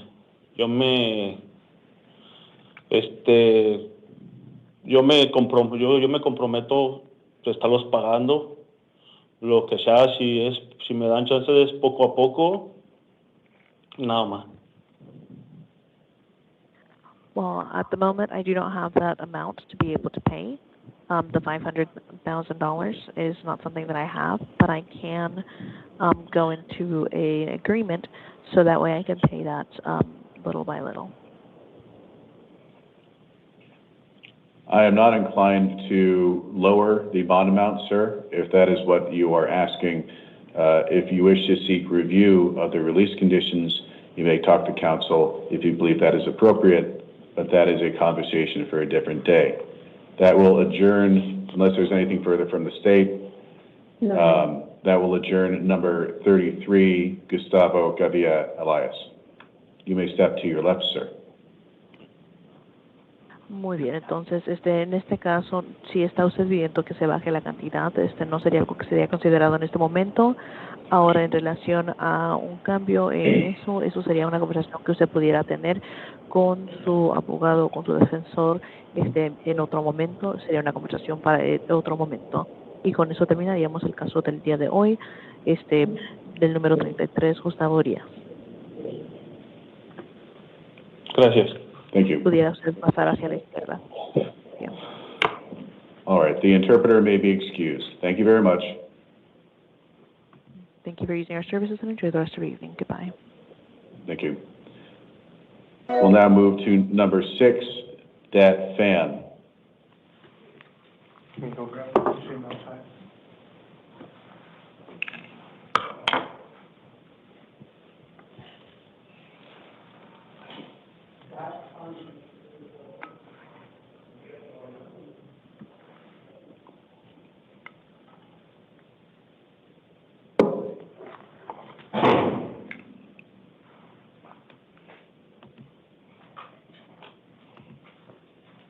Good evening, sir. Please tell me your name and date of birth. First name is Det. Last name is Fan. Date of birth is March 23rd, 2003. Thank you. Counsel, please announce. Thank you, Honor. Brooke Gott on behalf of the state. Thank you. Sir, we're here today on a new case out of the Maricopa County Superior Court. There is one charge of sexual abuse, a Class 5 felony. I did find probable cause. I am appointing the Public Defender's Office to represent you and setting 2 court dates on March 25th and 27th, 2026 at 8:30 in the morning in the downtown Superior Courthouse. Before I make a determination of release conditions, would state like to be heard? Thank you, Your Honor. The state's asking for a $100,000 cash-only bond along with electronic monitoring as is required by statute, no contact with any minors. It is our understanding that Mr. Pham doesn't appear to have any prior criminal history, but given the serious nature of these charges, we do think that a bond is appropriate. Mr. Pham allegedly cornered the 17-year-old victim in an employee-only area of her workplace and grabbed her breast. Once the victim got away from the subject, he followed her into the back room, and another employee, thankfully, was there to tell him to leave the premises. The victim has suffered significant emotional trauma due to this event. Additionally, it's our understanding that, the state's unaware of Mr. Pham's legal status at this time, and so there is a potential concern about flight risk, but the bond request is primarily based on our concern for danger to the community. Thank you. Thank you. Did the state recommend no contact with minors or no contact with victim? Both, Your Honor, no Both. contact with minors as well, yes. All right. Sir, as you may have heard, you have the right to remain silent. Anything that you say can be used against you. You have the right to counsel. If you have anything that you would like to say to me, most of what I am doing here tonight is determining release conditions. So if you believe you want to say anything, that is what's most relevant to me, is whatever would go to conditions of a release. Given what I've just told you, would you like to make a statement, sir?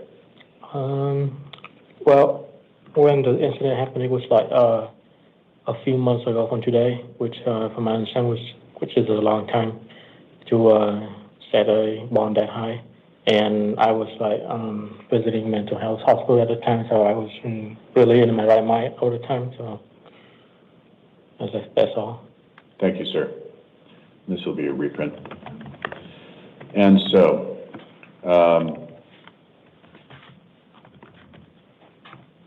the court did review the arrest and conviction report, and the states note that Mr. Pham lacks a criminal background history, was taken into account. However, given the nature of the allegations, as the state laid out and the weight of the evidence, the court does believe that bond is appropriate in the interest of victim safety. Therefore, the court's setting bail in the amount of $50,000, that is a secured appearance bond. The court's also ordering pretrial supervision through the Pretrial Services Agency with mandatory electronic monitoring to be installed before you're released, sir. Additionally, if you are released, do not return to the scene of the alleged crime. Do not have victim contact. Do not have any contact with minors.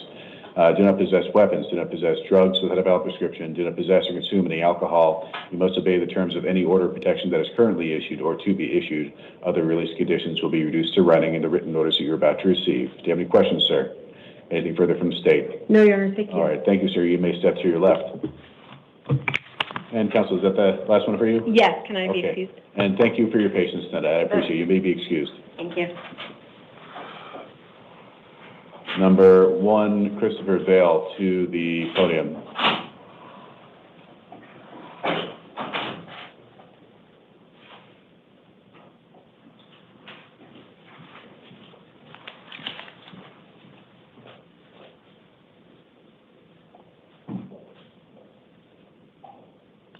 John, can they both come in, or is yellow clear? That's fine.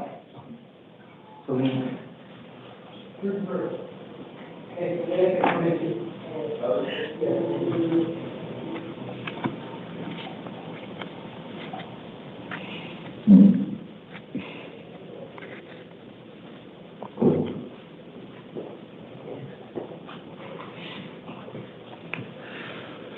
are now recalling number 1, Christopher Vale. Thank you for your patience, sir. Thank Please you. tell me your name and date of birth.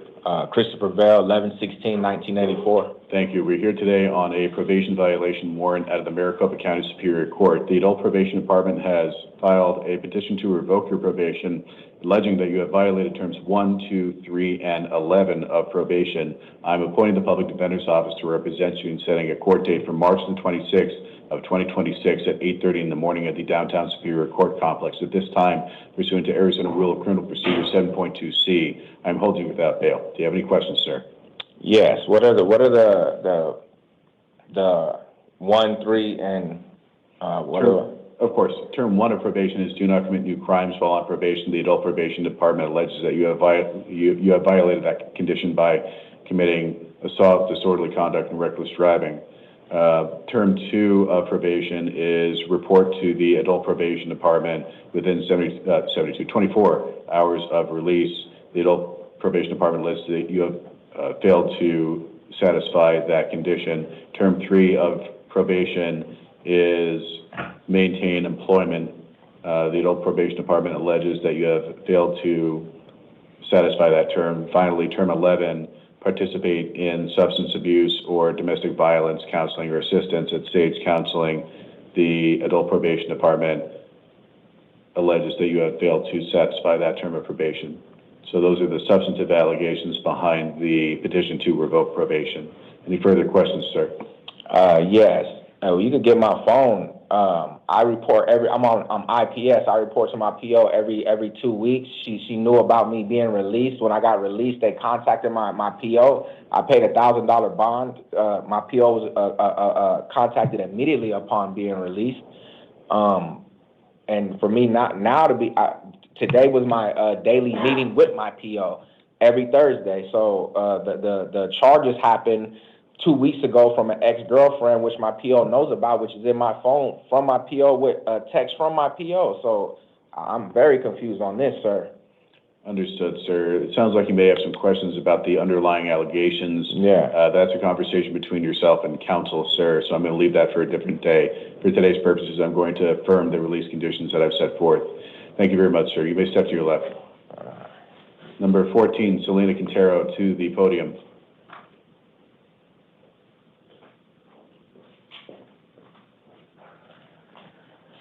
All right, and thank you for your patience. All right, we are now recalling number 14, Selena Quintero. Please tell me your name and date of birth.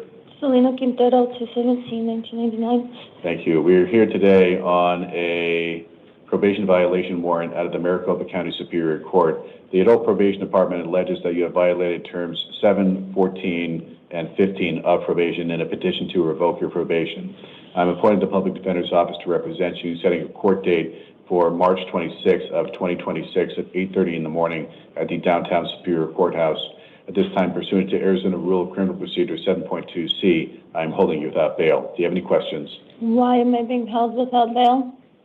Given the history that I have seen as presented in the petition to revoke probation to include 2 prior reinstatements, the most recent in 2024 to intensive probation. Additionally, given the nature of the noncompliance as alleged by the alleged violations of terms 7, 14, and 15. Additionally, the increased scrutiny and responsibility that falls on you as a probationer on intensive probation, I believe it is likely that you'll be revoked on 1 or more of the counts that you're on probation for. Therefore, I'm making a finding pursuant to Arizona Rule of Criminal Procedure 7.2C that you're to be held without bail at this time. If you wish to seek review of this determination, you may talk to counsel about whether or not you believe that's appropriate. I am not inclined to revisit it at this time, ma'am. Did you have any further questions?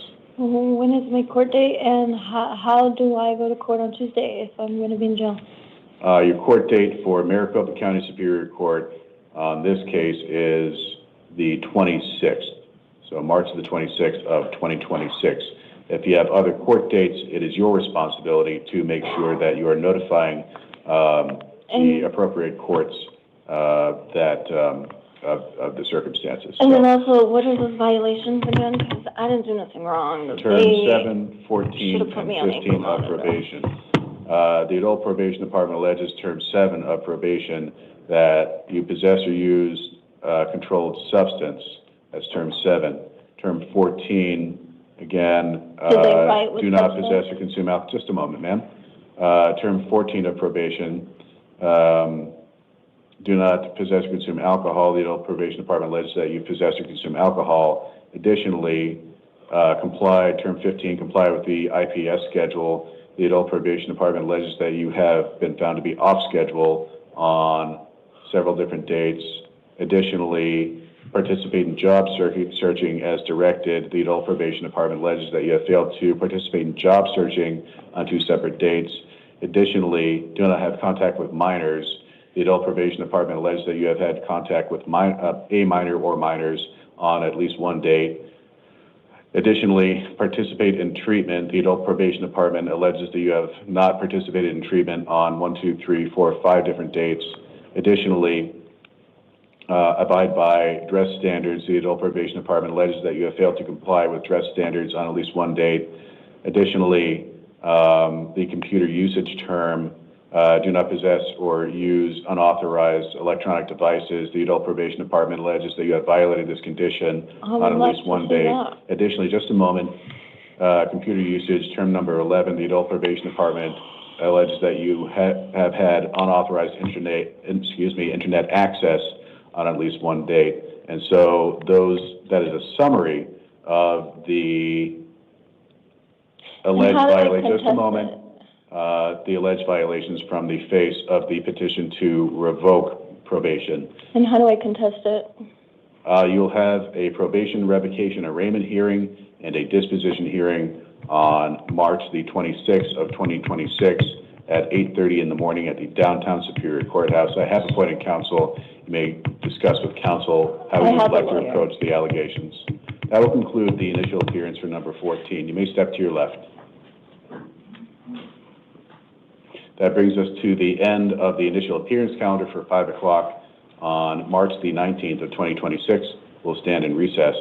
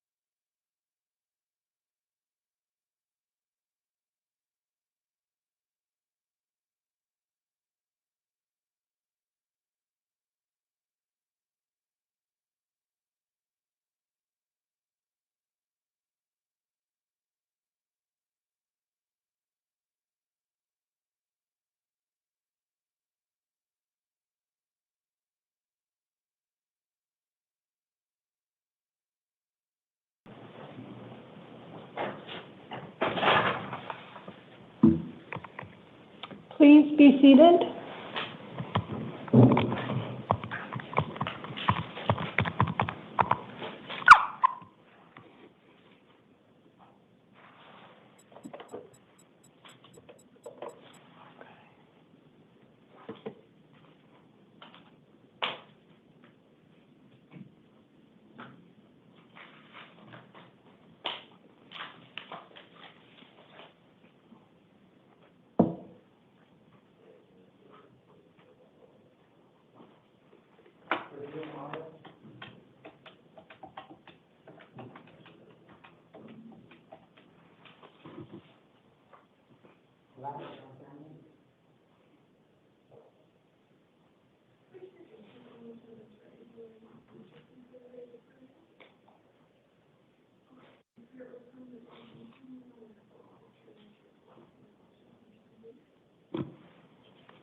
Okay, that is good. Go back to you.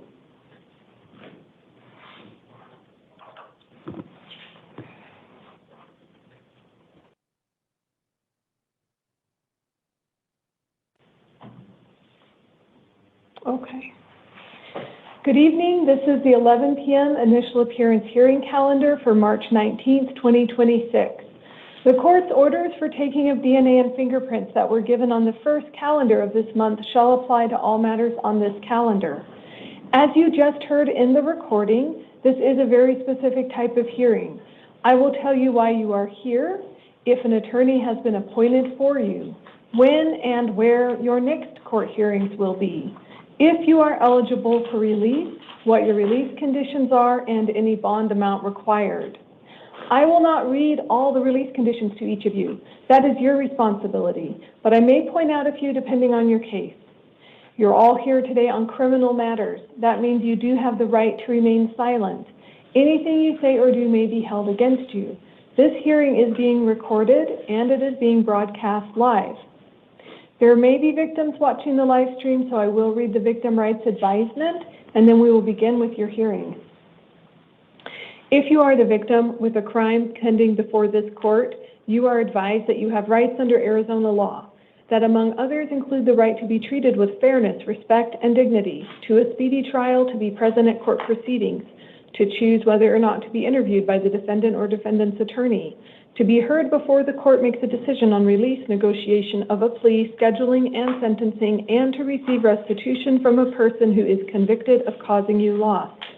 If you have not already been provided with a written statement of all victims' rights, please contact the Victim Services Division of the Prosecutor's Office. We'll now begin with your hearings. I'll call you in one at a time. When it is your turn, please come stand at the podium in the center of the room and speak into the microphone. I will call a second person's name to have a seat in the chair right there by the door so we can move quickly. I may need to pause the hearing from time to time to deal with warrants, so please remain seated until your name is called to come in. Once we are done with your hearing, you will be provided with the paperwork that has all the information I'm about to share with you, as well as your complete release conditions that you should review. Hold on to that paperwork, it is important. We'll begin today with Mario Gradillo. Please come to the podium. After that will be Black Alexander. Please have a seat by the door. Please say your name and your date of birth. My name is Mario Alberto Bermudez Gradillo, April 7, 1976, ma'am. Thank you, sir. You're here today on a new case. It was alleged you may have committed aggravated assault, which is a Class 3 felony, that you had a weapon and you're prohibited from having one. That's a Class 4 felony. That you were carrying a weapon in the commission of a felony, which is a Class 6 felony. That you may have discharged a firearm within the city limits, that's a Class 6 felony. And that you may have committed disorderly conduct that involved a weapon, and that's a Class 6 felony. Based on the law enforcement report, this court did find probable cause and appointed an attorney to assist you. Your next hearing is downtown Phoenix on March 25th, and that's at 8:30 in the morning. There is a cash-only appearance bond set for you at $150,000. If you're able to post that bond, you would have electronic monitoring with curfew, which means it restricts where and when you can go places. So you would need to let pretrial services know about any commitments or obligations that you have. You're not to return to the scene of the alleged crime or have any contact with the alleged victim, witnesses, or complainants. If an order of protection or order against harassment is issued against you, be sure to comply. For you specifically, you may not reside or knowingly be present at any place where firearms are located. Now, whether you are in or out of custody, the no victim contact order does apply. And if you were to violate that, it may be considered an additional Class 6 felony and you would not be eligible for bond going forward. All of this is written out on your paperwork. Please take your paperwork, sir. Alexander Black, please come to the podium. Richard Mays, have a seat by the door. Please say your name and date of birth. Good evening, Your Honor. This is Alexander Black, and my date of birth is 8/19/2001. Thank you, sir. Before we begin, I do need to make the finding that there were extraordinary circumstances found with respect to the time of your initial appearance hearing. Based on the information provided by the arresting agency, your need for medical care prevented you from having this initial appearance hearing right away within that first 24 hours, but you were promptly presented to the court and you are now coming to the first available initial appearance hearing. Yes, Your Honor. Okay. So it looks like you're here on a new case, and it was alleged you may have committed aggravated assault, which is a Class 2 felony, 2 counts of a different type of aggravated assault as a Class 3 felony, 3 counts criminal damage, which is a Class 5 felony, 4 counts endangerment, which is a Class 6 felony, 3 counts disorderly conduct with a weapon, that's a Class 6 felony, and then 1 count disorderly conduct fighting and failing to stay at a scene of an accident. Those are alleged as misdemeanors. Based on the law enforcement report, this court did find probable cause and appointed an attorney to assist you. Your next hearing will be downtown Phoenix on March 25th at 8:30 in the morning.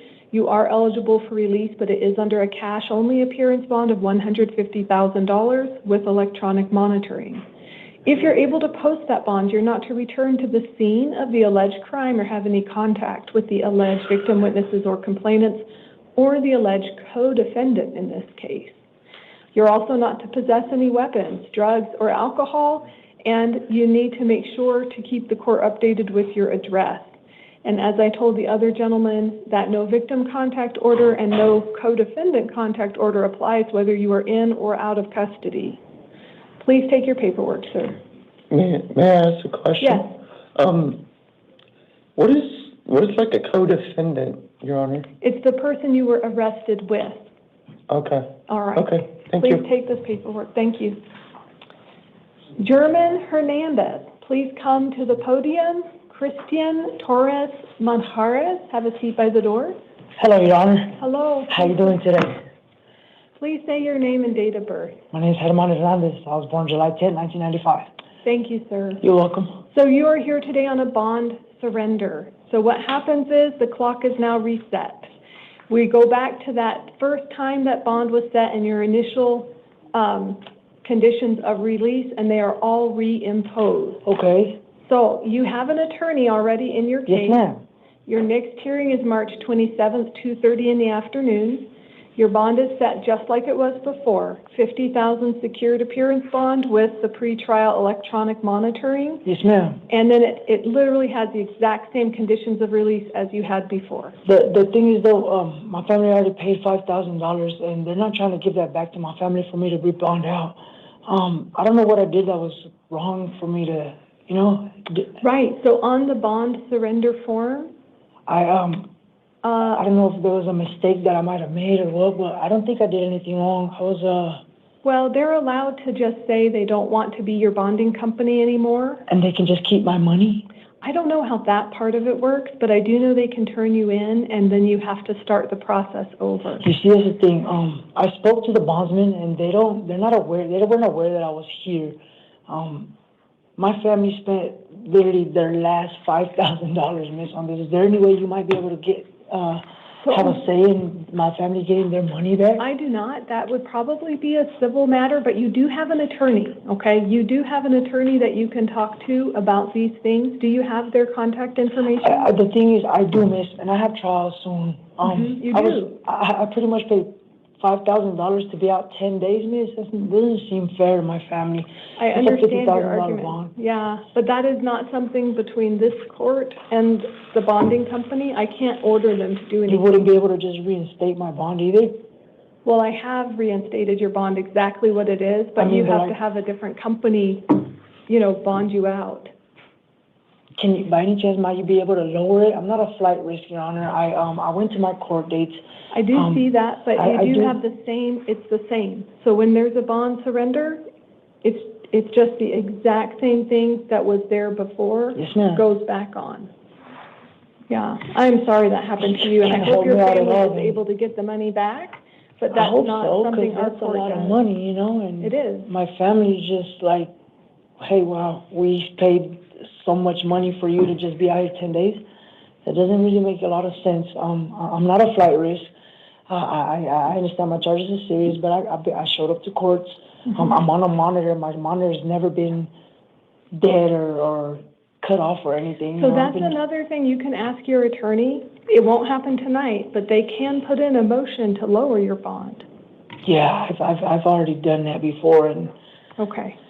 So that is an avenue that you could go through next time if this were to happen again. The attorney can put a motion in to lower the bond. The bondsman people actually had told me that if it was totally up to you, miss, if I was coming home today again or not.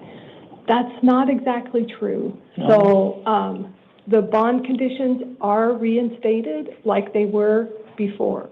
Okay. Yeah. Yes.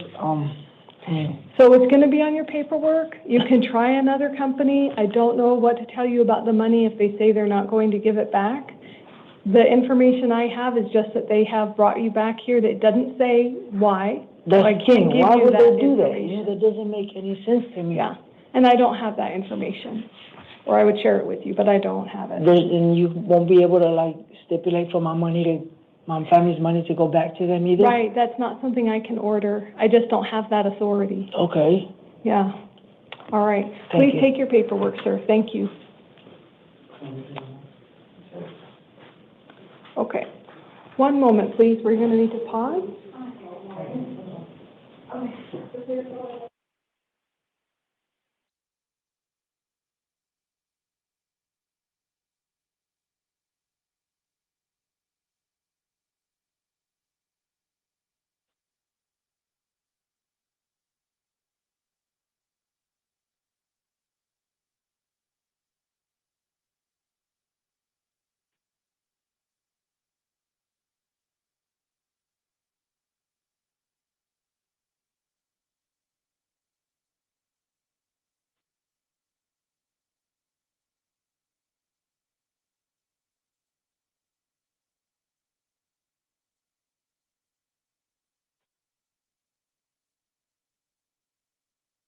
We will resume, and the next person is Christian Torres Manjares. Please come to the podium, and then Jesus Holguin, have a seat by the door.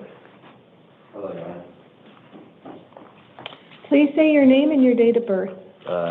Christian Alexis Torres Manjares, March 29, 2003. Thank you, sir.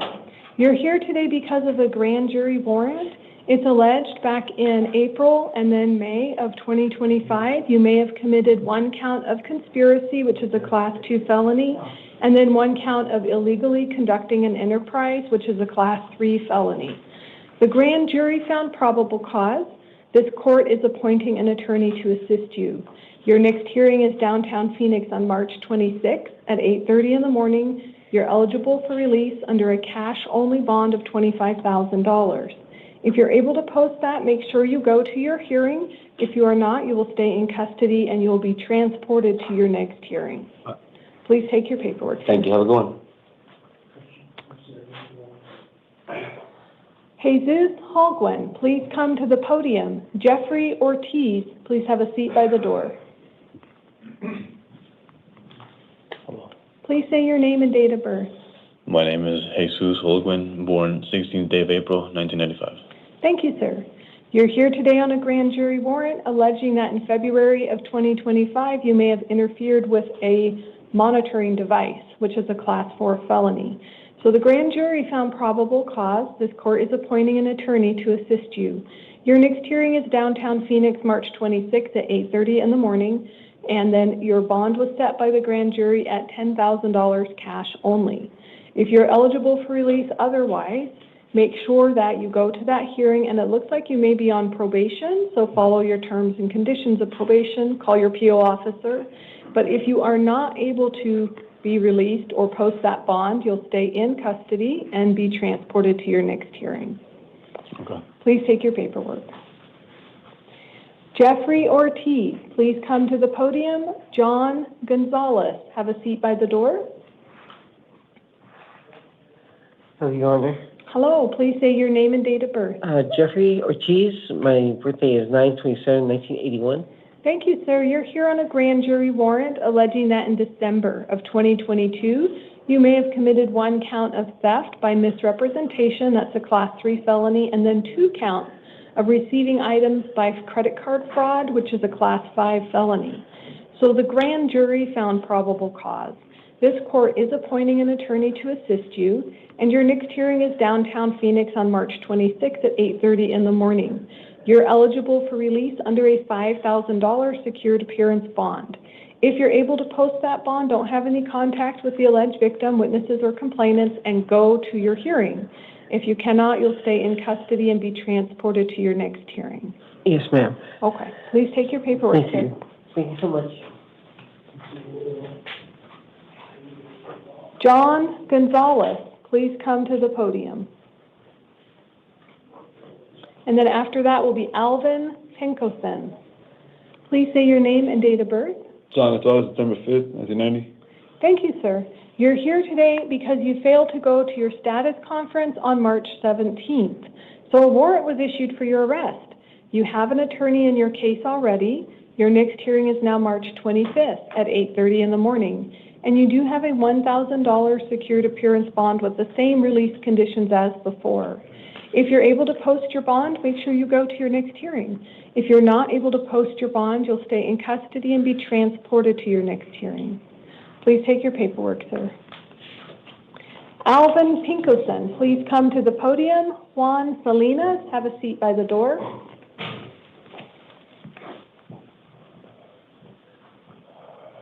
Please say your name and date of birth. Alvin Pinkerson, 3/21/62. Thank you, sir. You're here today on 2 matters. It appears that they are both probation violation warrants. It's alleged that you may have violated terms 3 and 5 of your probation. An attorney has been appointed to assist you, and your next hearing is downtown Phoenix on March 26th, 8:30 in the morning. You do have bond on both of these. One of them is $400, the other is $450. So together that's $850 secured appearance bond. If you're able to post it, call your probation officer within 72 hours and go to your hearing. If you're not able to post it, you'll stay in custody and be transported there. I have one question. I thought you had to be gone 90 days to be considered absconded. I'm not sure what probation considers an absconder, but 3 and 5 is not just absconsion. It also has other things. So 3 in this case is failure to report within 72 hours of your release from incarceration on January 29th of this year. And then 5 was whereabouts unknown since January 29th. So that was what their basis was. All right, please take your paperwork, sir. Okay. Juan Salinas, please come to the podium. Darian Corzine, have a seat by the door. Please say your name and date of birth. Juan Salinas, 12692. Thank you, sir. You're here today on 2 matters. It appears that they are both probation violation warrants. It's alleged that you violated terms 3, 4, 5, and 15, and that you're currently on IPS. So an attorney has been appointed to assist you. Your next hearing is March 26th at 8:30 in the morning. You are eligible for release. One of them carried a $500 bond, the other one is $250. So together that's $750. If you're able to post that, call your probation officer within 24 hours of release and go to your hearing. If you are not able to post it, you'll stay in custody and be transported to your next hearing. Please take your paperwork, sir. And then we'll need to pause for just one moment.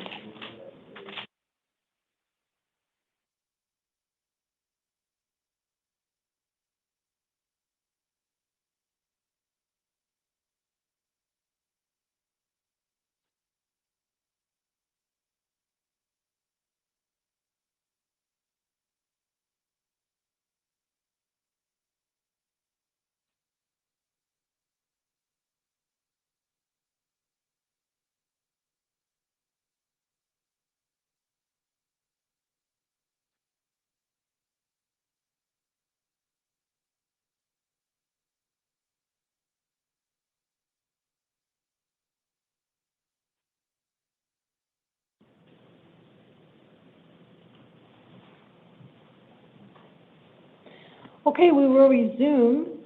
Darian Corazine, please come to the podium, and Hector Gradillo, have a floor. Please say your name and date of birth. Darian Corzine, 42701. Thank you, sir. You're here today because you failed to go to your status conference on March 11th. So you have an attorney already in your case, and your next hearing is March 25th at 8:30 in the morning. They issued a warrant for your arrest. It does carry a $500 bond, and then the same release conditions as before. Make sure you go to your next hearing, or they will issue a warrant for more bond. If you're not able to post this bond, you'll stay in custody and be transported there. Please take your paperwork, sir. Hector Gradillo, please come to the podium. Daniel Garcia, have a seat by the door. Hello, ma'am. Good morning. Hello, please say your name and date of birth. My name is Hector Gradillo Bermudez, May 1st, 1974. Thank you, sir. You're here today because you failed to go to your status conference on February 6th. So you already have an attorney appointed. Your next hearing will be downtown Phoenix, March 25th at 8:30 in the morning. They did issue a warrant for your arrest. It does carry a $500 bond, and then you have the same release conditions as before. All right, please take your paperwork, sir. What does that mean?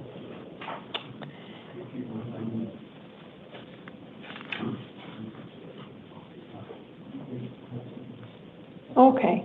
Daniel Garcia, please come to the podium, and then Rosalind Craddock, have a seat by the door. Hello. Please say your name and date of birth. Daniel Garcia, 6/16/1989.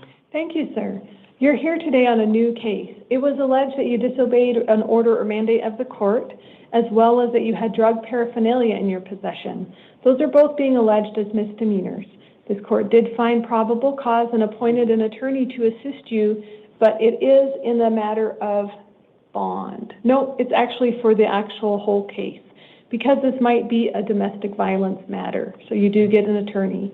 Your next hearing is at Goodyear Municipal Court. It's on March 25th at 8:30 in the morning.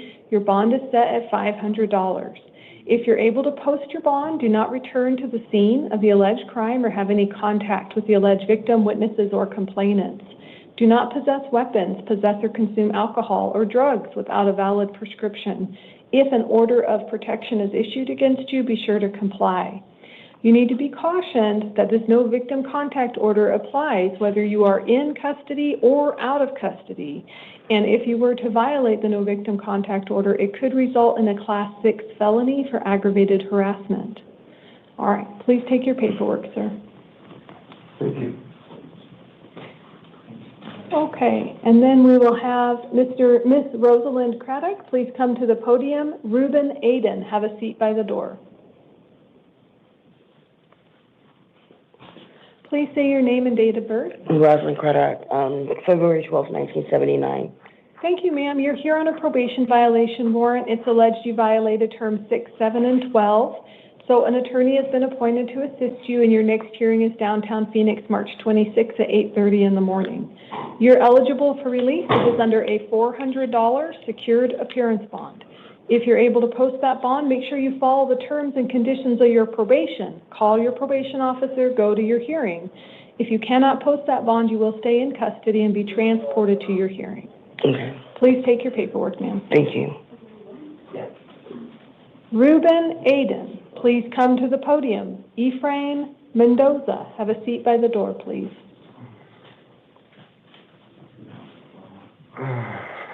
Please say your name and date of birth. Ruben Adon, 1/11/88. Thank you, sir. You're here today for two matters. The first one is a new case. It was alleged you had narcotic drugs in your possession. That's a Class 4 felony. An attorney has been appointed to assist you, and your next hearing is downtown Phoenix on March 25th, 8:30 in the morning, and this carries a $50 bond, and then your regular terms and conditions of being on probation. Your other matter here today is your probation violation warrant. So an attorney has been appointed to assist you there as well. This alleged that you violated terms 3, 7, and 15 of your probation. Your next hearing is March 26, 8:30 in the morning, and on that, the bond is set at $100. So together, that's $150, and you do have cases on subsequent days. So you have one on March 25th and one on March 26th.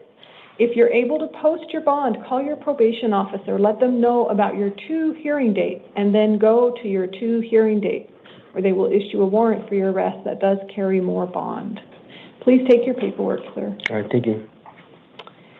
Ephraim Mendoza, please come to the podium, and Jaden Denwood, have a seat by the door. Ephraim Mendoza, yes, sir. Please say your name and your date of birth. Ephraim Mendoza, 11/26/89. Thank you, sir. You're here on a new case. It was alleged that you had narcotic drugs in your possession. This court did not find probable cause on that. Also, though, that you had drug paraphernalia, and this court did find probable cause on that. That is a Class 6 felony. The state may still bring additional evidence to support that first allegation. So an attorney has been appointed to assist you, and your next hearing is downtown Phoenix on April 2nd at 8:30 in the morning. You are going to be released today under supervised release. So make sure you go to your hearing, or they will issue a warrant for your arrest that does carry bond. Okay. All right. Please take your paperwork, sir.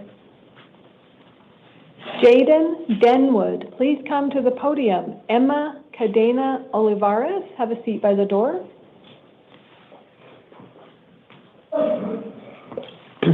Please say your name and date of birth. Jaden Denwood, 7/29/02. Thank you, sir. You're here today on a new case alleging narcotic drugs in your possession as a Class 4 felony, dangerous drugs, Class 4 felony, and then drug paraphernalia, that's a Class 6 felony. This court did find probable cause and appointed an attorney to assist you. Your next hearing will be downtown Phoenix on April 2nd at 8:30 in the morning. You are going to be released today under supervised release. That means you'll get the envelope as well as some paperwork, and you're going to need to check in, and they will help support you get to your hearing. If you don't go to your next hearing, they will issue a warrant for your arrest that does carry bond. All right, please take your paperwork, sir. Emma Cadena Olivares, please come to the podium. Shanadria Standiford, please have a seat by the door. Please say your name and date of birth. Emma Cadena, March 1st, 2008. Thank you, ma'am. You're here on a new justice court case. It is alleged that you were disorderly in your conduct and that you may have committed assault.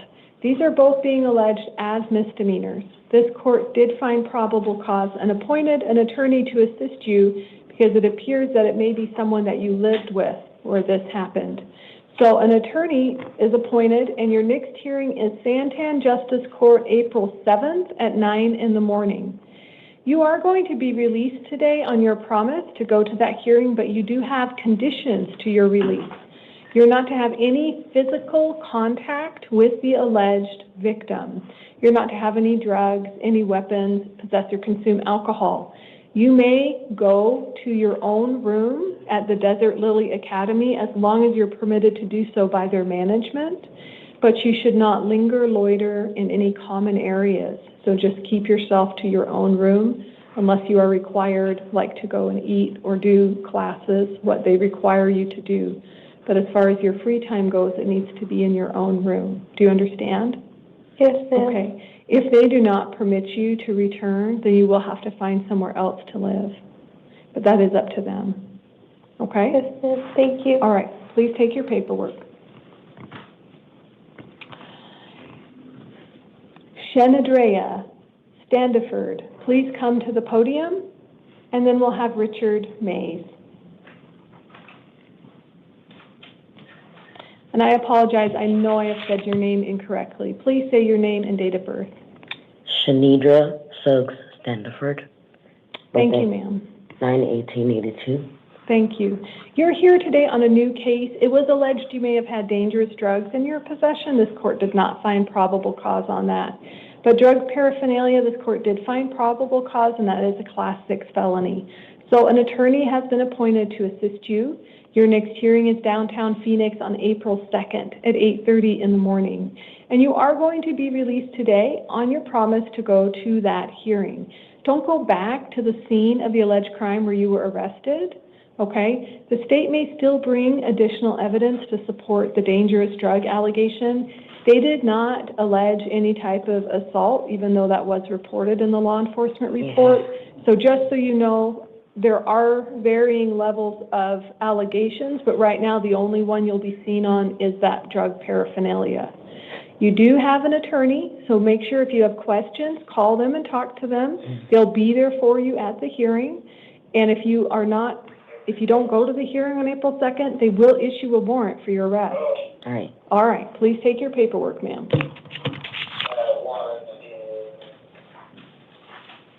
Okay. And then is Richard Mays available? All right.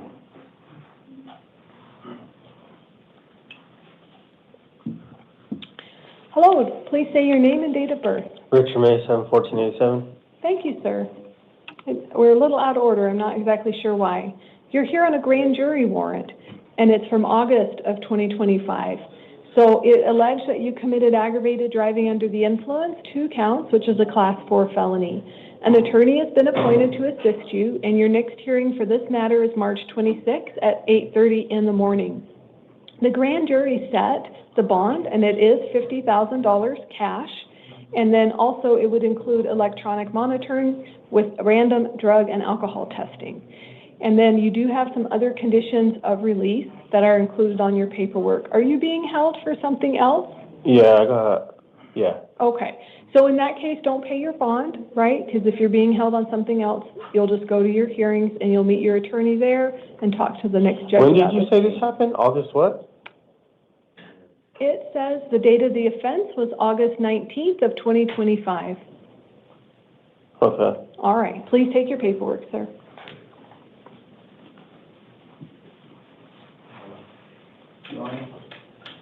Number 15 has a DOC hold. Number 15.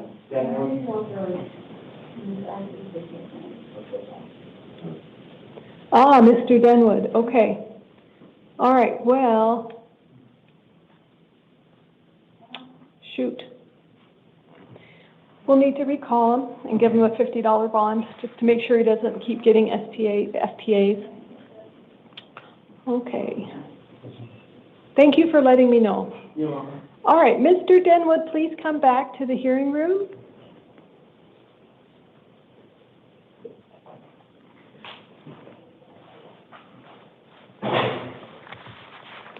Okay, so I apologize for having to call you back. I am going to amend your release conditions because you do have a DOC hold, and I don't want you to incur additional failure to appear warrants because you're not being released. Yeah.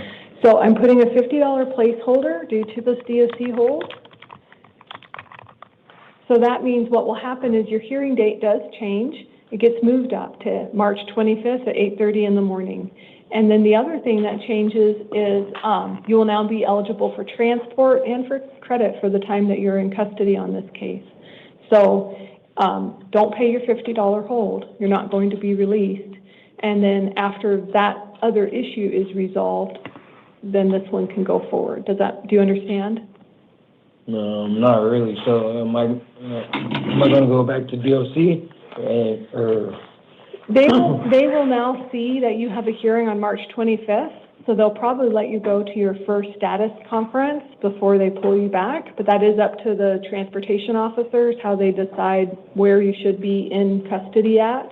Mm-hmm. But I had originally ordered for you to be released, and that would not help you, sir, because you're not being released. Right. And then you would have a failure to appear on your next matter. So this way you can avoid having that failure to appear. Okay. Okay, all right, please take a seat or follow the officer's instructions.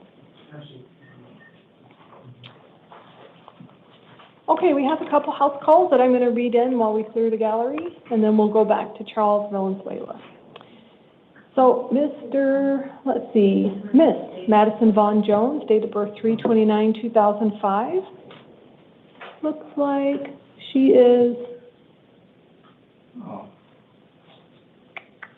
in a safe cell, NASWA. So she's here on two matters. The first one, she failed to appear at her status conference on February 20th. She has an attorney. Her next hearing is March 25th, 8:30 in the morning. And she has a $500 bond with the same release conditions as before. Her other matter, of course, is a probation violation warrant since she has new alleged criminal activity. It is term 1. An attorney has been appointed. Her next hearing is March 26th, 8:30 in the morning, and that is $50 placeholder with the regular terms and conditions for a probationer. The other individual that we'll see as a house call is having bizarre behavior, and this is David Caton, date of birth 7/18/1961. He's here on 4 matters. The first one's a new case alleging dangerous drugs in his possession, Class 4 felony, drug paraphernalia, Class 6 felony, and criminal trespassing. That's a misdemeanor. An attorney has been appointed for him. His next hearing is March 25th, 8:30 in the morning, downtown Phoenix. And on his new matter, he does have a $500 bond with regular terms and conditions of being a probationer. Then he has an arrest warrant. It's a direct complaint from allegations of January 2026, having narcotic drugs, dangerous drugs, both Class 4 felonies, and then drug paraphernalia, Class 6 felony. An attorney has been appointed. His next hearing is March 25th, 8:30 in the morning, standard terms and conditions of a probationer for release. And then that one has a $50 bond. His next two matters are probation violation warrants. They're both term 1 probation violation warrants. So attorneys have been appointed for him. His next hearings are March 26th, 8:30 in the morning, and they each carry a $500 bond. He is on IPS, so he'd need to contact his probation officer within 24 hours. And altogether, for all 4 of his matters, it looks like it is $1,550 secured appearance bond. It is not my intention to return to this recording. If there are any changes, they will be reflected in the written documents. All right, Mr. Charles Valenzuela, please come to the podium, and then Guillermo Vega, have a seat by the door.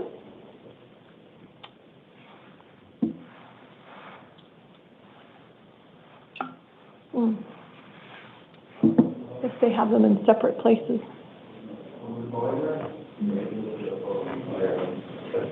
Hello, Ms. Sandra Herman? Yes, sir. How you doing, Your Honor? All right. Good evening. Please say your name and your date of birth. My name is Charles Roy Valenzuela, 9480. Thank you, sir. You're here today because of a grand jury warrant. Uh-huh. And it looks like you were extradited, or excuse me, you were not extradited. Let's see.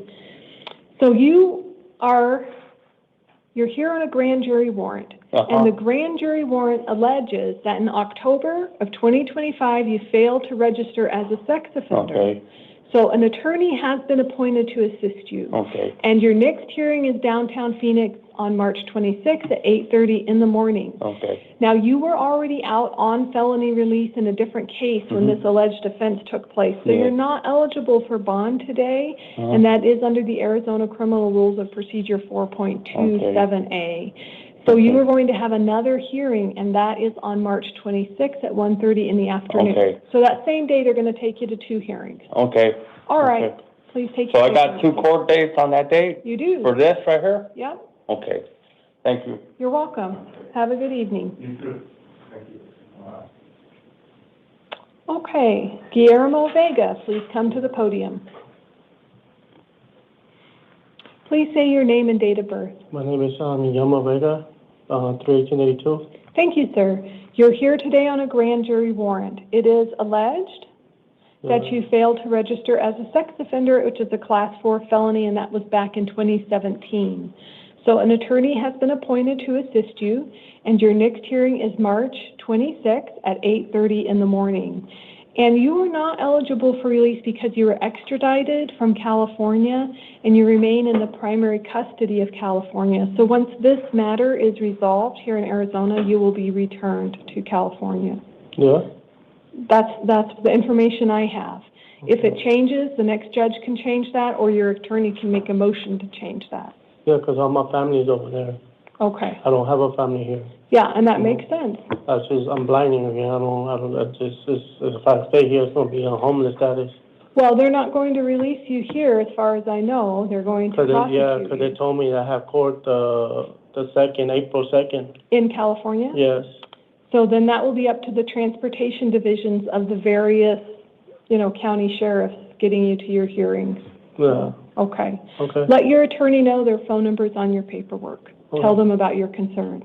Okay. All right. Thank you so much. Please take your paperwork, sir. Okay, and we have already read in the house calls, and so that was our last defendant for this evening. The 11 p.m. initial appearance hearing calendar is in recess until 2 a.m.